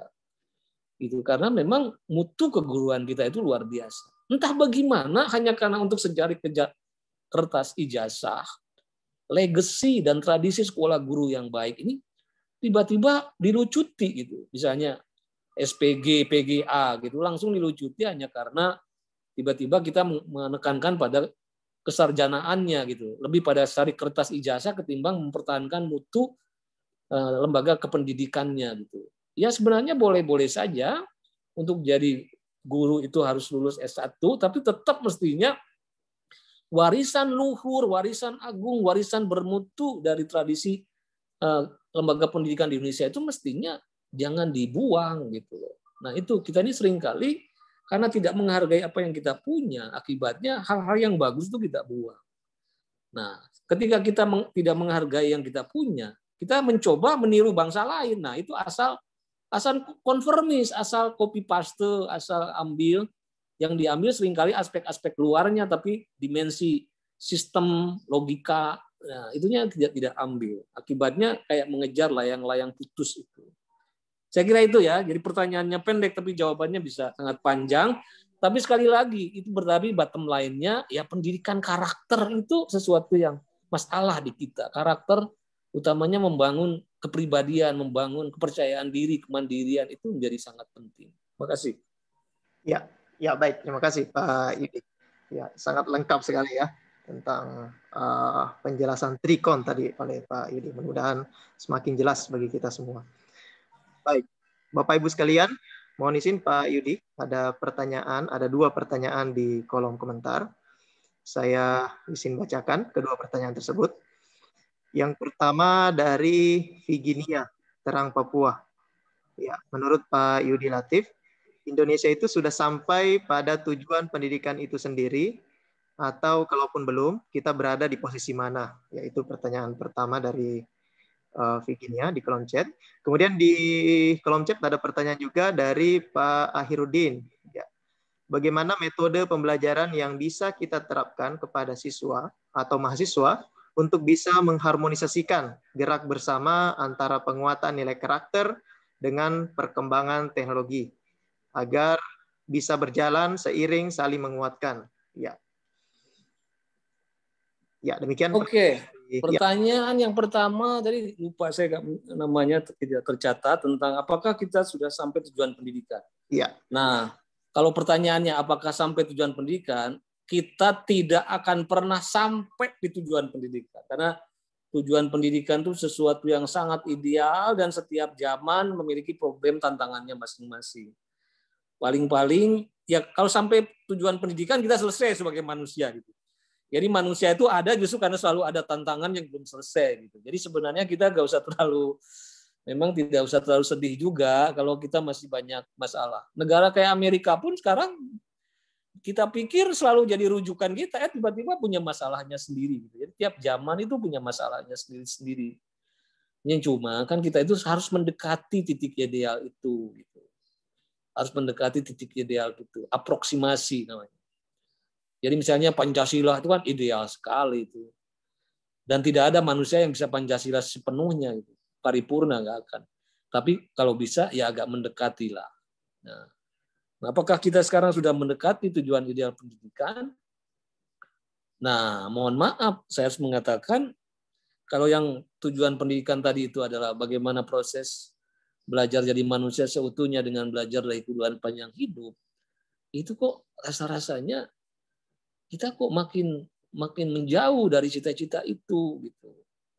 Contoh, ukurannya apa? Ya ukurannya pertama apakah tadi kita ini pendidikan nilai kita makin kuat atau makin rapuh gitu. Saya rasa justru dengan meruyaknya berbagai konflik-konflik di berbagai tempat, baik itu konflik-konflik yang berdimensi kesukuan, konflik-konflik yang berdimensi kesejahteraan, konflik-konflik yang berdimensi keagamaan, itu berarti kan proses penyemaian nilai kita ini justru makin kurang gitu. Dan yang menarik juga, lembaga-lembaga publik yang dulu menjadi tempat persemaian nilai-nilai kepublikan, nilai keluargaan, nilai-nilai kebangsaan, justru sekarang menjadi lembaga yang justru semakin merobek nilai-nilai kebangsaan itu gitu. Nah, jadi kan gimana dulu orang Indonesia punya imajinasi kebangsaan, orang dari Papua sampai Aceh, etnisnya beda, agamanya beda, asal-usulnya beda, tapi punya imajinasi bersama. Kenapa? Pertama kan justru dikembangkan di sekolah-sekolah, pusat-pusat sekolah, pusat-pusat pendidikan publik seperti di Batavia, di Jakarta, di Bandung, di Surabaya. Gitu. Kedua, di pusat-pusat pembuangan, di mana tahanan-tahanan politik dari berbagai tempat, dari Sumatera, dari Jawa, Kalimantan dibuang. Dan pertama-tama ke Bovendigul. Bovendigul ini kamp konsentrasi pertama di muka bumi jauh sebelum Nazi. Ya. Tahun 26 dibangun, gitu. Mulai dihuni 27. Gitu. Nah, tahanan-tahanan politik dari Kalimantan, Sumatera, Jawa yang tadinya tidak saling mengenal, ketika dibuang ke Bovendigul, oh ternyata kita ini meskipun beda agama, beda etnis, dipersatukan oleh nasib yang sama. Makanya waktu kasus Papua itu dibicarakan di BPUPK, itu menarik gitu.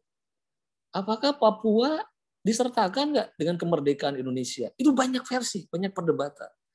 Tapi yang menarik, Yamin Supomo mengatakan, dia bilang, bagaimana mungkin kita meninggalkan Papua?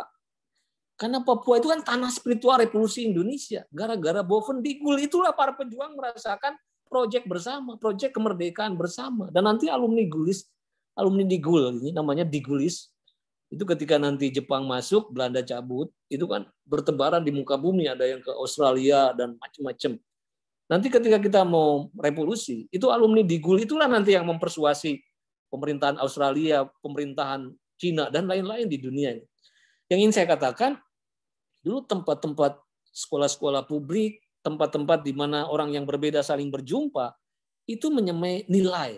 Dan berikutnya juga di media. Nah, dulu kan media itu justru orang dari Papua, dari Aceh, dari mana-mana mengerti penderitaan saudaranya di tempat lain justru karena media gitu. Jadi misalnya orang dari waktu kita Sumpah Pemuda gitu. Itu kalau infrastruktur fisik waktu itu dari luar Jawa baru ada kapal laut gitu. Di Jawa sudah ada kereta. Jadi kalau orang dari Yong Sumatera Nenbon, Yong Ambon itu ikut ke Jakarta, itu kan bisa berminggu-minggu. Tetapi apa yang membuat mereka bisa kemudian gantinya dari sungai-sungai etnis, kemudian membentuk semangat bangsa Indonesia? Karena imajinasinya tuh dibangun oleh media, print media waktu itu. Jadi orang yang belum bertemu secara fisik, merasakan, bisa berempati terhadap penderitaan yang dialami oleh sesamanya, itu karena lewat kemampuan baca. Gitu.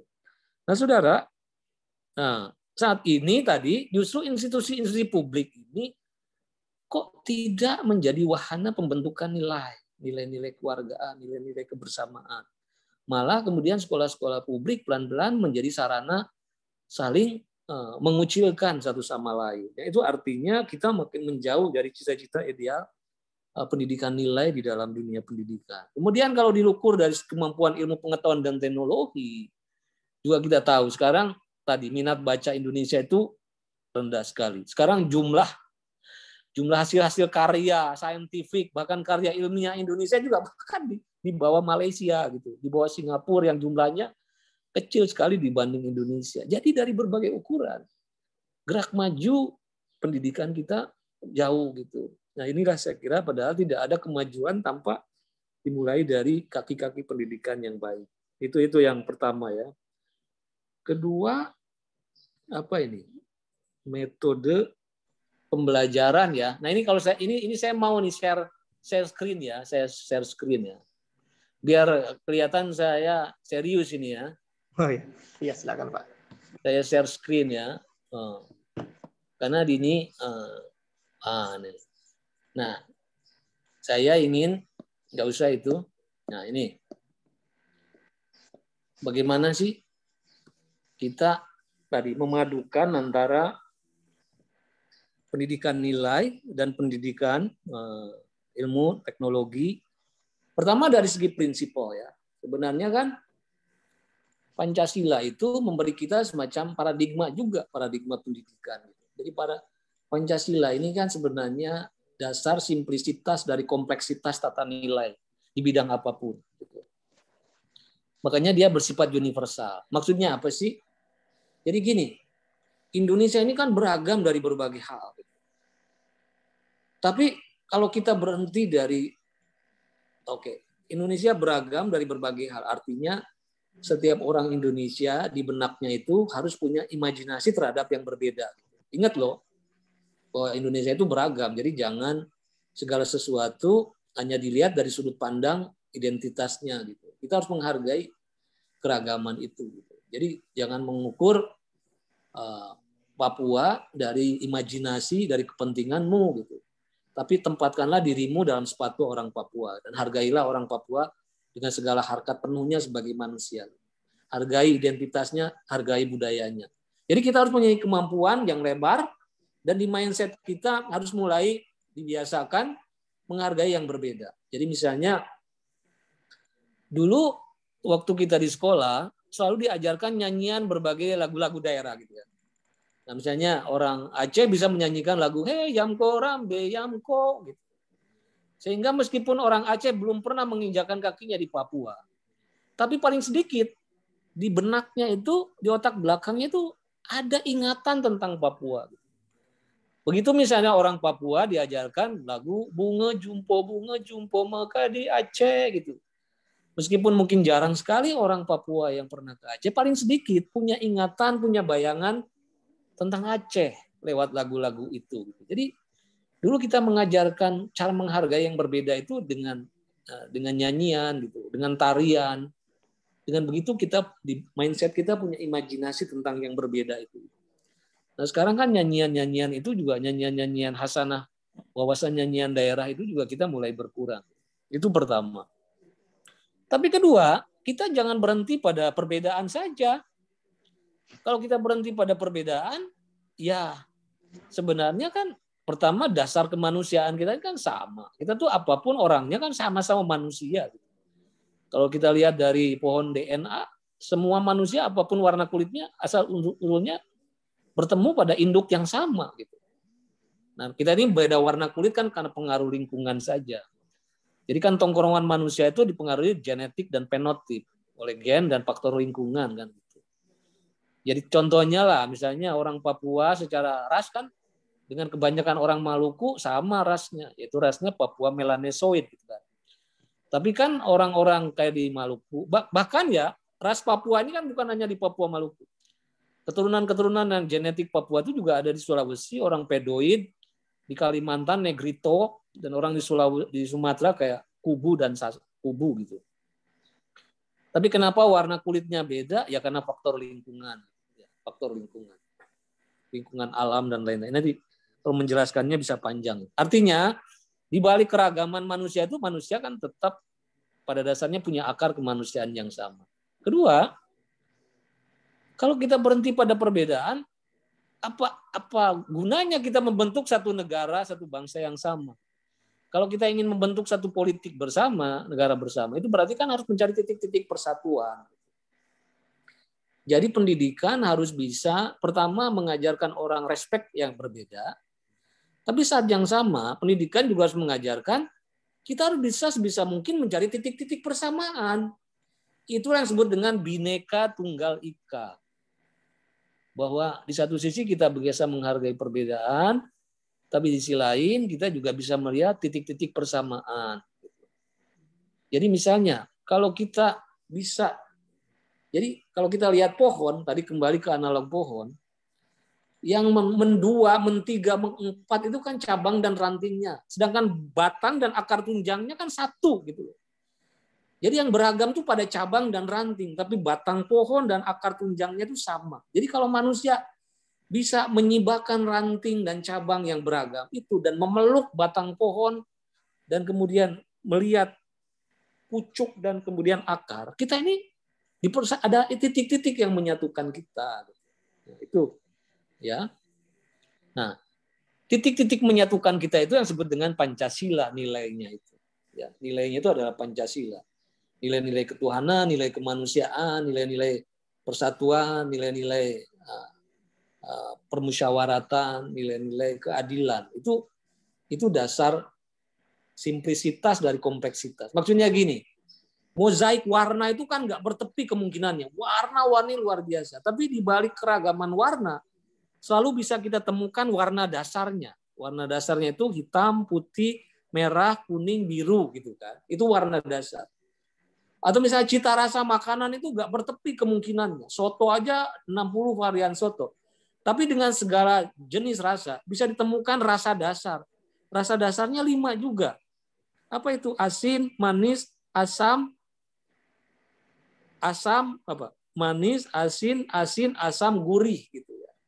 Nah, nilai-nilai agama, nilai-nilai kearifan, keragaman itu begitu luar biasa, tapi bisa ditemukan nilai dasarnya yaitu Pancasila gitu. Makanya Pancasila ini titik temu dari seluruh keragaman dunia, sebenarnya keragaman manusia. Makanya negara manapun sebenarnya bisa dipertemukan di dalam dasar Pancasila. Nah, sekarang atas dasar itu kemudian pendidikan kita juga nilainya harus turunkan dari nilai-nilai Pancasila gitu. Nah, disinilah kita lihat Kemendikbud kemudian datang dengan profil pelajar Pancasila gitu. Tapi kalau kita lihat di sini, sebelum kita merumuskan profil pelajar Pancasila, mestinya kan pertama kita harus memahami Pancasila itu secara keseluruhan, bukan satu-satu sila, tapi kita bayangkan Pancasila secara keseluruhan. Kedua, kita bayangkan bagaimana nilai Pancasila yang menyeluruh itu harus menjadi mental karakter manusia seutuhnya tadi. Manusia yang punya akar nilai yang kuat, tapi juga memiliki kreativitas, inovasi, teknologi yang tinggi. Nah, maka kalau kita lihat apa yang dirumuskan Kemendikbud, terlihat itu kekurangannya. Kalau di sini kita lihat sila Pancasila yang jelas-jelas dirumuskan di sini adalah sila pertama. Ini beriman dan takwa kepada Tuhan yang Maha Esa dan berakhlak mulia. Itu esensi sila pertama. Sila-sila yang lainnya tidak eksplisit, tapi oke lah. Misalnya gotong royong itu mungkin cerminan dari sila ketiga gitu. Nah, yang lucu ini sila kedua. Di sini dirumuskannya berkebinekaan global. Padahal bineka itu artinya beragam, global itu ya semesta. Nah, ini kan sebenarnya ini kalau profil pelajar itu harus sikap, attitude, harus karakter gitu. Sedangkan kebinekaan global itu deskripsi gitu, bukan attitude, itu deskripsi. Satu gambaran dunia itu beragam. Jadi anak SD juga tahu dunia memang beragam. So what? Yang penting kan profil pelajarnya dalam mengantisipasi kebinekaan global itu apa? Itu mestinya jadi watak. Kayak mandiri itu watak. Nalar kritis watak, kreatif watak atau karakter. Gotong royong karakter. Nah, kebinekaan global itu bukan karakter, itu deskripsi. Dan tadi tidak menyeluruh, tidak menyinggung seluruh dimensi Pancasila. Maka saya usulkan revisinya begini.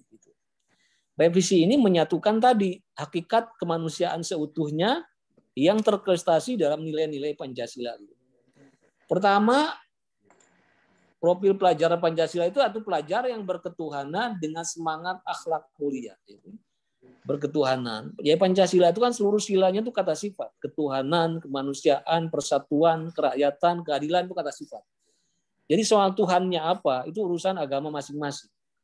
Tapi apapun agama kita hendaknya meniru sifat-sifat Tuhan. Dan sifat Tuhan yang paling tinggi itu namanya welas asih, Rahman Rahim. Makanya kan semua agama menyeru sifat Tuhan yang sama. Orang Islam akan berdoa Bismillahirrahmanirrahim dengan nama Allah yang pengasih penyayang. Orang Kristen akan berdoa dengan nama Tuhan Bapa yang Maha Kasih, gitu kan.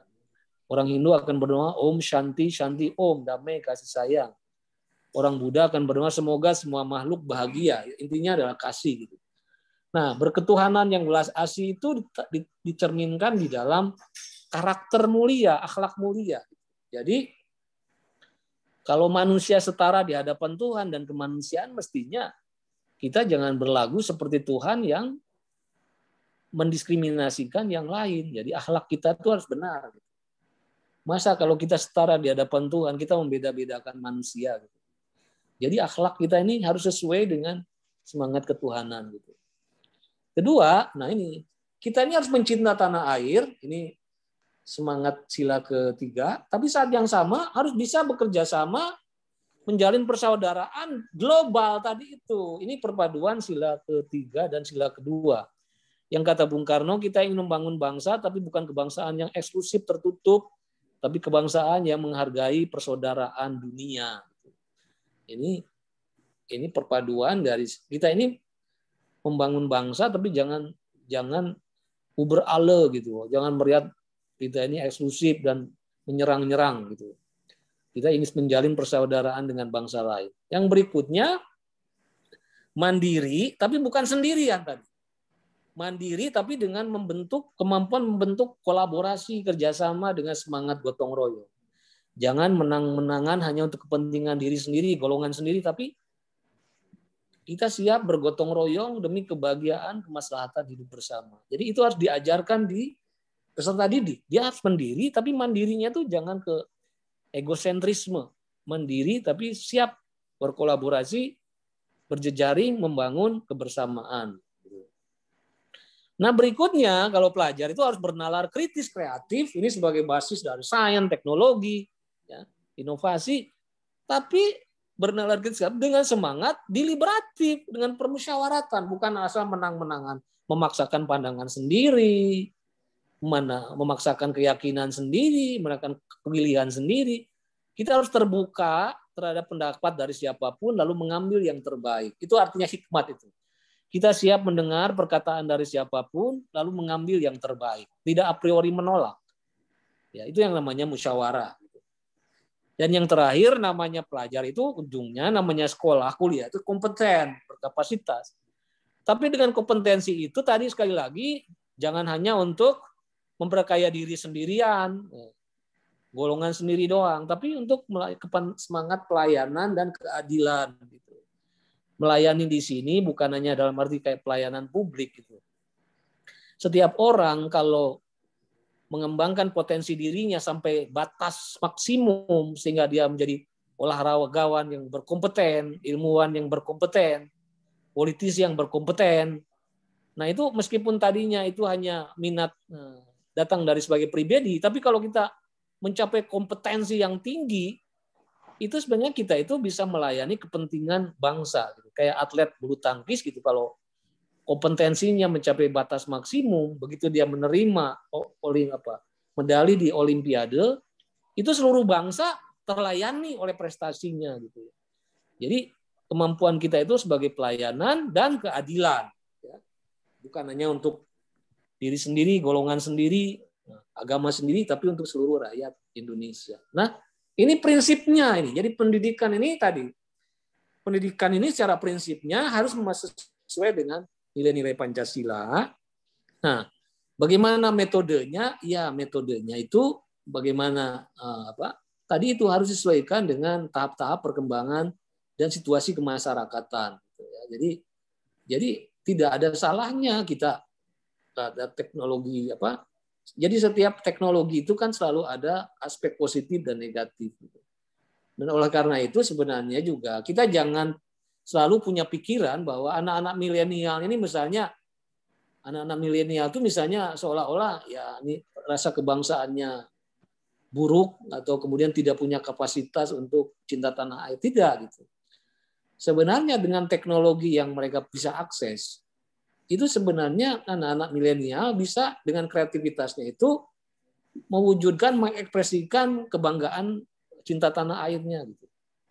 Contohnya misalnya sekarang saudara kalau ke YouTube kita akan dapati, dan ini kebetulan jadi pahlawan saya saat ini, jadi pahlawan Indonesia saya ini bukan politisi, pemimpin politik, tapi yang saya kagumi nggak pernah habis dan selalu menemani saat-saat saya kosong, itu seorang pemain gitar, fingerstyle ya. Sebenarnya ini anak Ponorogo, tadinya jadi supir poklip. Jadi bayangkan supir poklip berarti dia dari satu situasi lingkungan keluarga yang tidak berkecukupan gitu.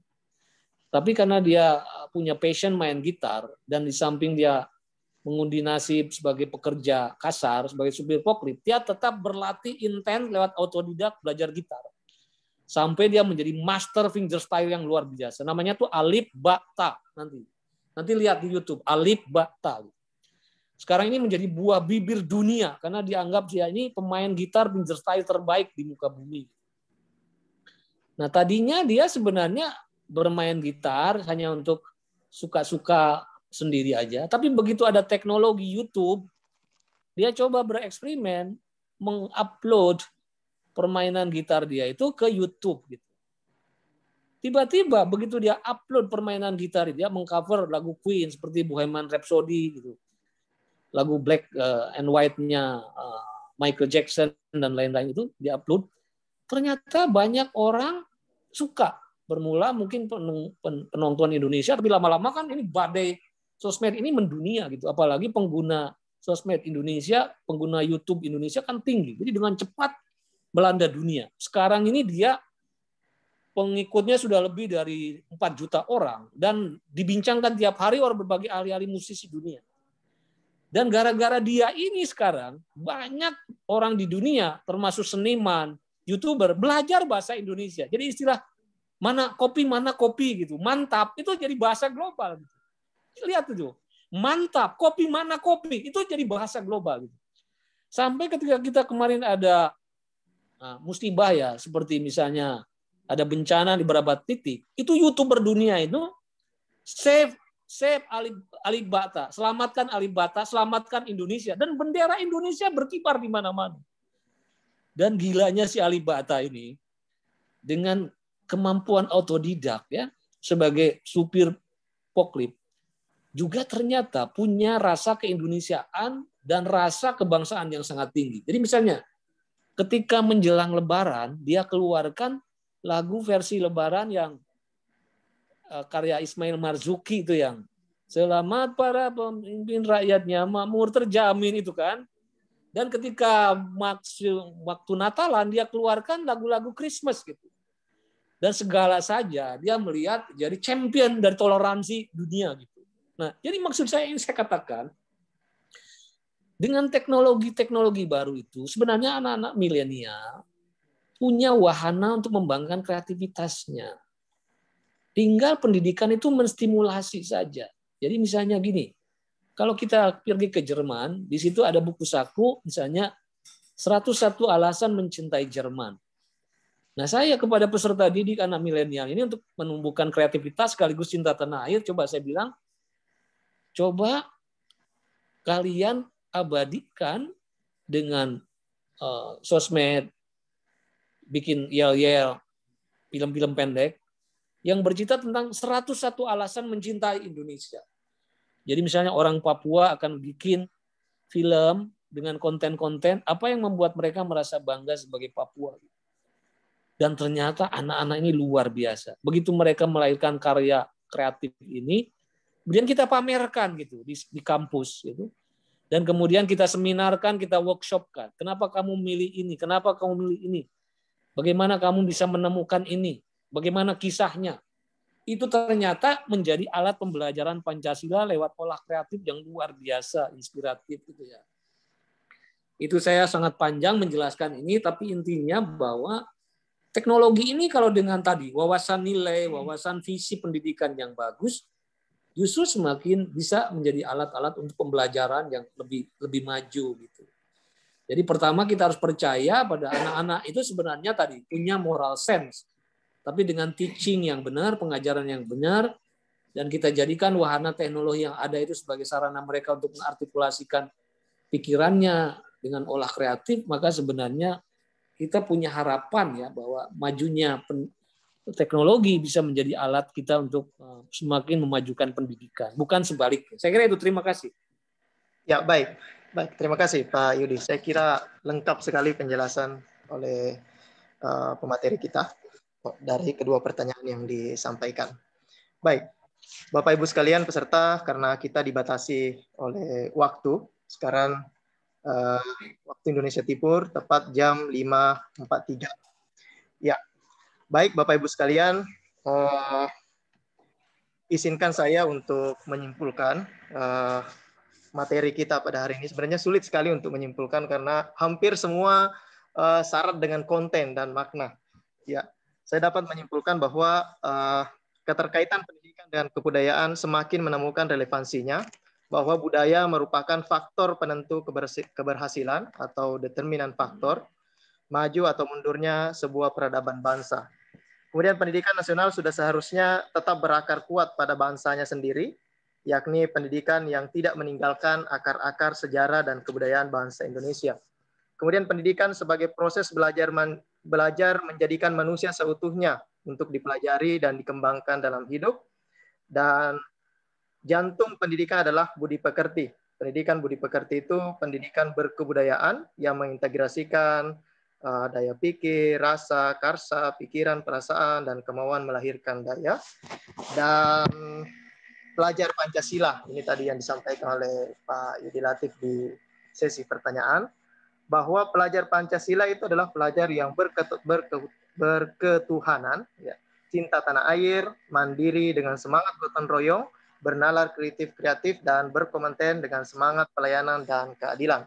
Dan terakhir adalah teknologi menjadi alat untuk membentuk wawasan dan nilai sebagai alat pembelajaran yang maju. Ya.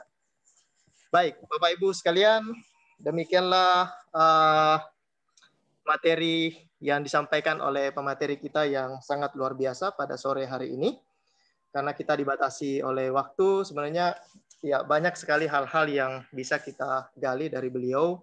Mudah-mudahan kerjasama ke depannya, bukan hanya dengan ya pada sesi kali ini, tetapi juga dapat dibangun kerjasama dengan khususnya kami di FKIP Universitas Papua, Pak Yudi Latif.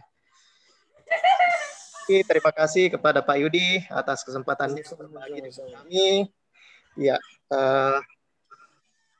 ya, demikian webinar kita untuk materi pendidikan yang berkebudayaan.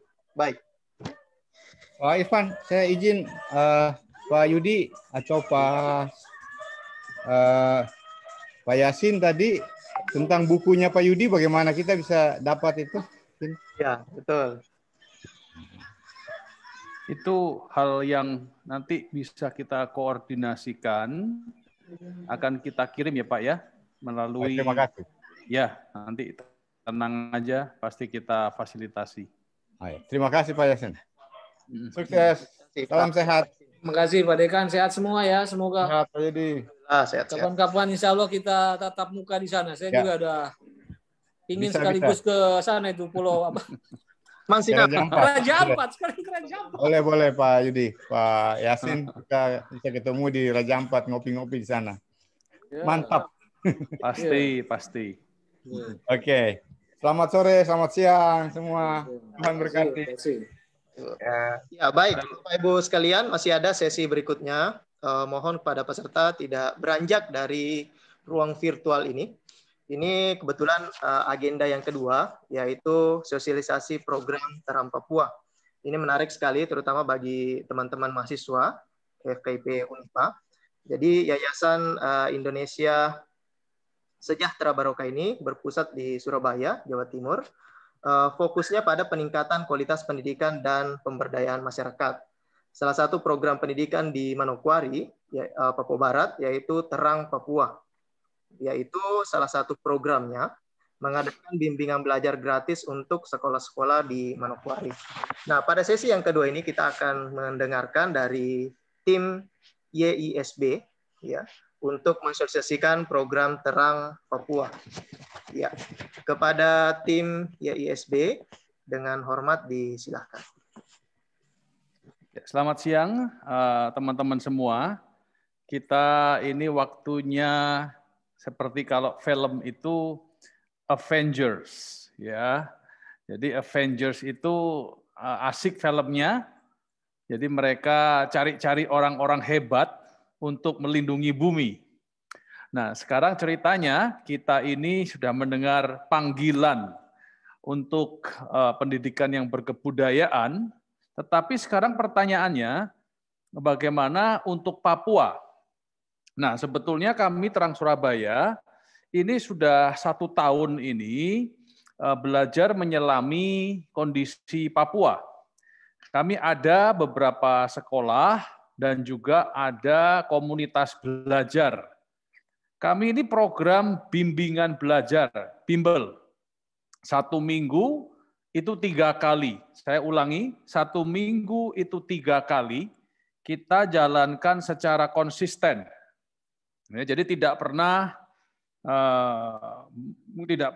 bolos atau minggu ini ada, minggu depan tidak ada. No, kita nggak begitu. Kita tiap minggu ini ada. Kami sedang berjuang supaya anak-anak Papua itu mau belajar. Seperti kita ketahui, alam Papua yang begitu indah, ini seringkali membuat anak-anak kita ini, waduh, tingkat bolosnya luar biasa kalau di Papua. Hujan sedikit, tidak ke sekolah. Ada acara sedikit, tidak ke sekolah. Ada angin sedikit, tidak ke sekolah. Dan mohon maaf, mungkin bukannya berbicara anak-anak, tetapi kondisi para guru pengajar pun juga luar biasa. Ya, jadi luar biasa, kadang-kadang bisa datang ke sekolah, bisa menghilang, sekolah bisa ada, sekolah bisa tidak ada. Nah, kami selain di Manokwari, kami juga punya sekolah di Serui. Serui itu satu pulau di Kepulauan Yapen. Dan di situ kami pernah ke desa-desa dan kami melihat anak-anak sedang berjalan kaki, pakai seragam SD, mereka sedang berjalan kaki, dan kami bertanya, adik-adik mau kemana? Oh, kami mau ke sekolah, gitu kan. Nah, kemudian kita bertanya, oh, adakah sekolah? Kita secara alami kita bertanya, adakah sekolah hari ini? Oh, Pak, nggak apa-apa, kami tetap ke sekolah. Siapa tahu hari ini sekolah buka. Nah, di desa tersebut, gedungnya ada, bahkan sudah direnovasi, tetapi tidak ada guru. Nah, guru yang terdaftar ada, tetapi nggak tahu kemana gurunya. Ya, nah yang terakhir itu di Manokwari kami pernah melakukan survei, mohon maaf, ke salah satu SMA yang mungkin SMA yang favorit ya. Kami berkesempatan untuk masuk ke SMA tersebut. Anak-anak SMA kami lakukan assessment test dengan menggunakan bahan kelas 5 SD.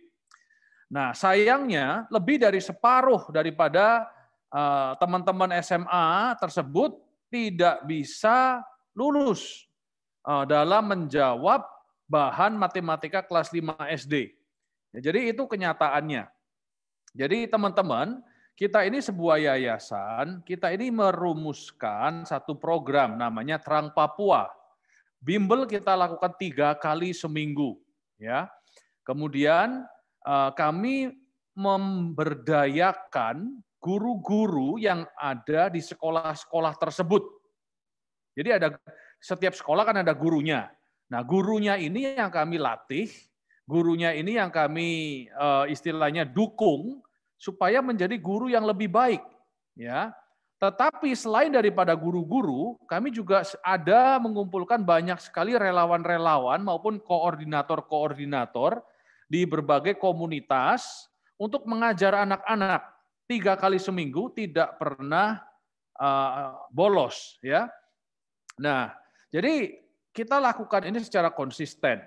Nah, setiap 1 minggu sekali kami memberikan insentif seperti susu dan donat. Itu anak-anak senang sekali, susu dan donat. Tetapi kalau minggu lalu anak ada yang membolos bimbel 1 kali saja, maka minggu ini mereka tidak dapat mendapatkan susu dan donat tersebut. Nah, selain susu dan donat, kami juga ada yang namanya game day. Game day itu permainan perlombaan berhadiah.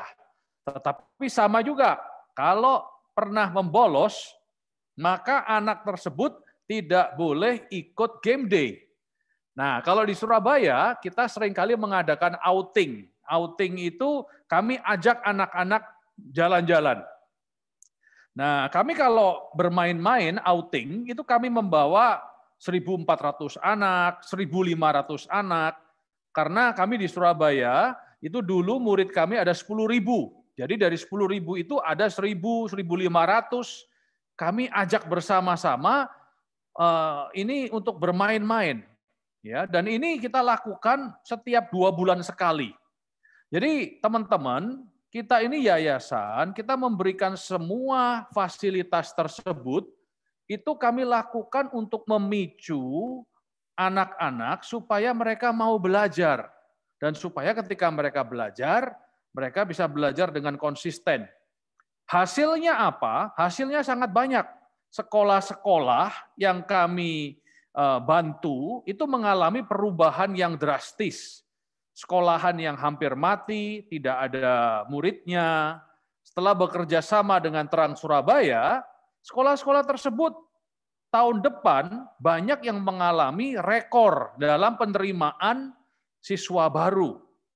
Sekolah-sekolah ada yang tadinya itu secara akademis performa itu di bawah, tetapi pernah satu kali di salah satu kecamatan terbesar di Surabaya, sekolah-sekolah pinggiran ini, sekolah-sekolah miskin, mereka bisa juara ranking 1 dan ranking 4.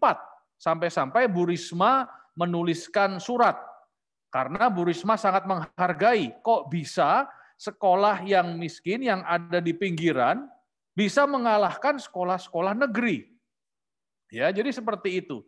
Guru-gurunya bagaimana? Guru-gurunya juga mengalami perubahan.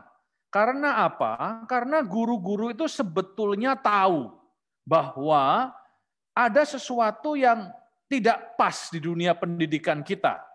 Dunia pendidikan kita ini seringkali anak bisa atau tidak bisa tetap naik kelas. Ya, saya rasa bukan rahasia, saya rasa teman-teman juga tahu semua di sini. Itu kasihan sekali, teman-teman. Kasihan sekali. Karena satu kesalahan tersebut, anak yang duduk di kelas 5, bayangkan, anak yang kelas 5 setiap hari datang ke sekolah, dia merasa dia bodoh. Kenapa? Karena dia membaca saja tidak bisa. Tetapi dia masuk kelas 5. Ada yang masuk kelas 6. Jadi apapun yang guru itu ceritakan di depan, anak ini nggak bisa mengikuti. Ya, anak ini merasa dia bodoh, asal datang ke sekolah. Nanti kalau naik kelas, harus naik kelas. Kalau tidak naik kelas, orang tuanya yang marah, mengajak berantem gitu kan.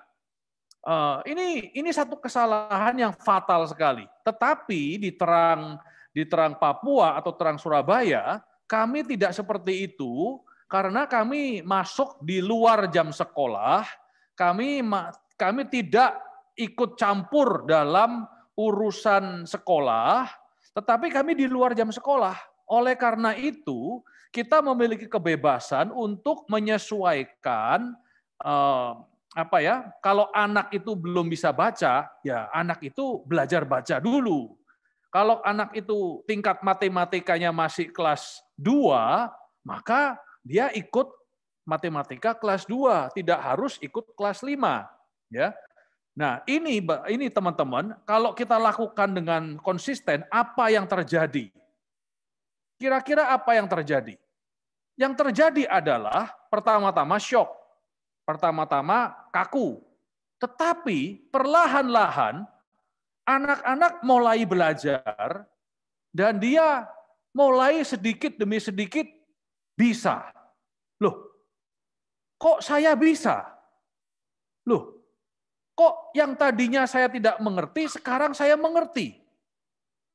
Loh, kok rupa-rupanya nilai saya bisa menjadi semakin baik? Loh, saya minggu lalu saya tidak dapat susu dan donat, tetapi minggu ini saya dapat karena saya rajin. Loh, kok rupa-rupanya dulu saya tidak bisa kali-kalian, sekarang saya bisa kali-kalian. Nah, sang anak mulai mengerti bahwa sebenarnya dia bisa. Nah, ketika dia merasa dia bisa, sang anak mulai suka belajar. Ketika dia mulai suka belajar, teman-teman, saya mau katakan siang hari ini, mujizat bisa terjadi. Anak-anak ini majunya bisa pesat. Anak-anak ini yang tadinya nakal di kelas, sekarang dia berubah dan dia bisa menjadi suka matematika. Anak-anak ada yang tadinya itu masuk kelas banyak membolos, Sekarang kalau di Surabaya itu kami melayani banyak suku Madura.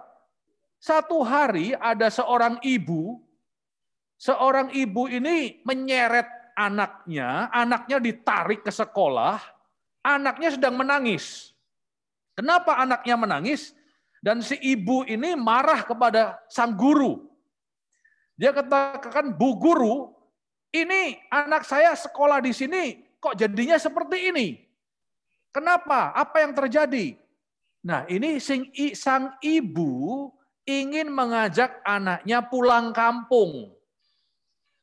Pulang ke Madura beberapa hari dan membolos sekolah. Tetapi anaknya sudah tidak mau membolos. Anaknya sendiri sampai tidak mau membolos, dia mau sekolah, dan dia tidak mau ketinggalan apa yang dia dapatkan di sekolah. Nah, ini perubahan yang sangat besar sekali, dan ini bisa terjadi. Nah, teman-teman, kita semua ini sedang berjuang, tentunya tidak mudah, ya. Nah, Terang Papua ini mungkin bulan Juli kami ini mencanangkan kurang lebih sampai 3.000 murid. Ya. Nah, 3.000 murid ini berbicara mengenai tenaga pengajar. Nah, oleh karena itu, bekerja sama dengan Universitas Papua, terima kasih atas dukungan Pak Dekan dan juga teman-teman di Unipa, sehingga kalau memang ini kita bersambut, maka mahasiswa-mahasiswa Unipa bisa melayani anak-anak Papua bersama dengan kami dalam 1 semester, dan pihak universitas sedang merumuskan berapa nilai kredit nilai yang bisa didapatkan oleh mahasiswa tersebut, dan secara nilai, secara akademis tentunya para mahasiswa mendapatkan haknya, mendapatkan nilai, tetapi kami berharap, ya, kami justru yakin dan bersemangat bahwa ketika teman-teman melayani secara langsung, anak-anak Papua, kemudian kurikulum sudah kami sediakan, buku sudah kami sediakan, sistemnya sudah kami sediakan, dan boleh kami katakan bahwa training demi training, pelatihan demi pelatihan, 1 bulan 1 kali pasti kami sediakan, dan kami pasti sediakan yang baik. Ya, ini sedikit nyelinap sedikit. Teman-teman mungkin di sini kalau di Papua tadi mungkin jam berapa? Jam 5 ya, jam 4, jam 5, setengah 6. Mungkin kena angin sepoi-sepoi, mungkin bisa agak ngantuk. Tetapi teman-teman sadar nggak ketika Kang Yudi Latif itu membagikan itunya ya, pengajarannya, itu syarat konten loh. Itu harus dicerna paragraf demi paragraf.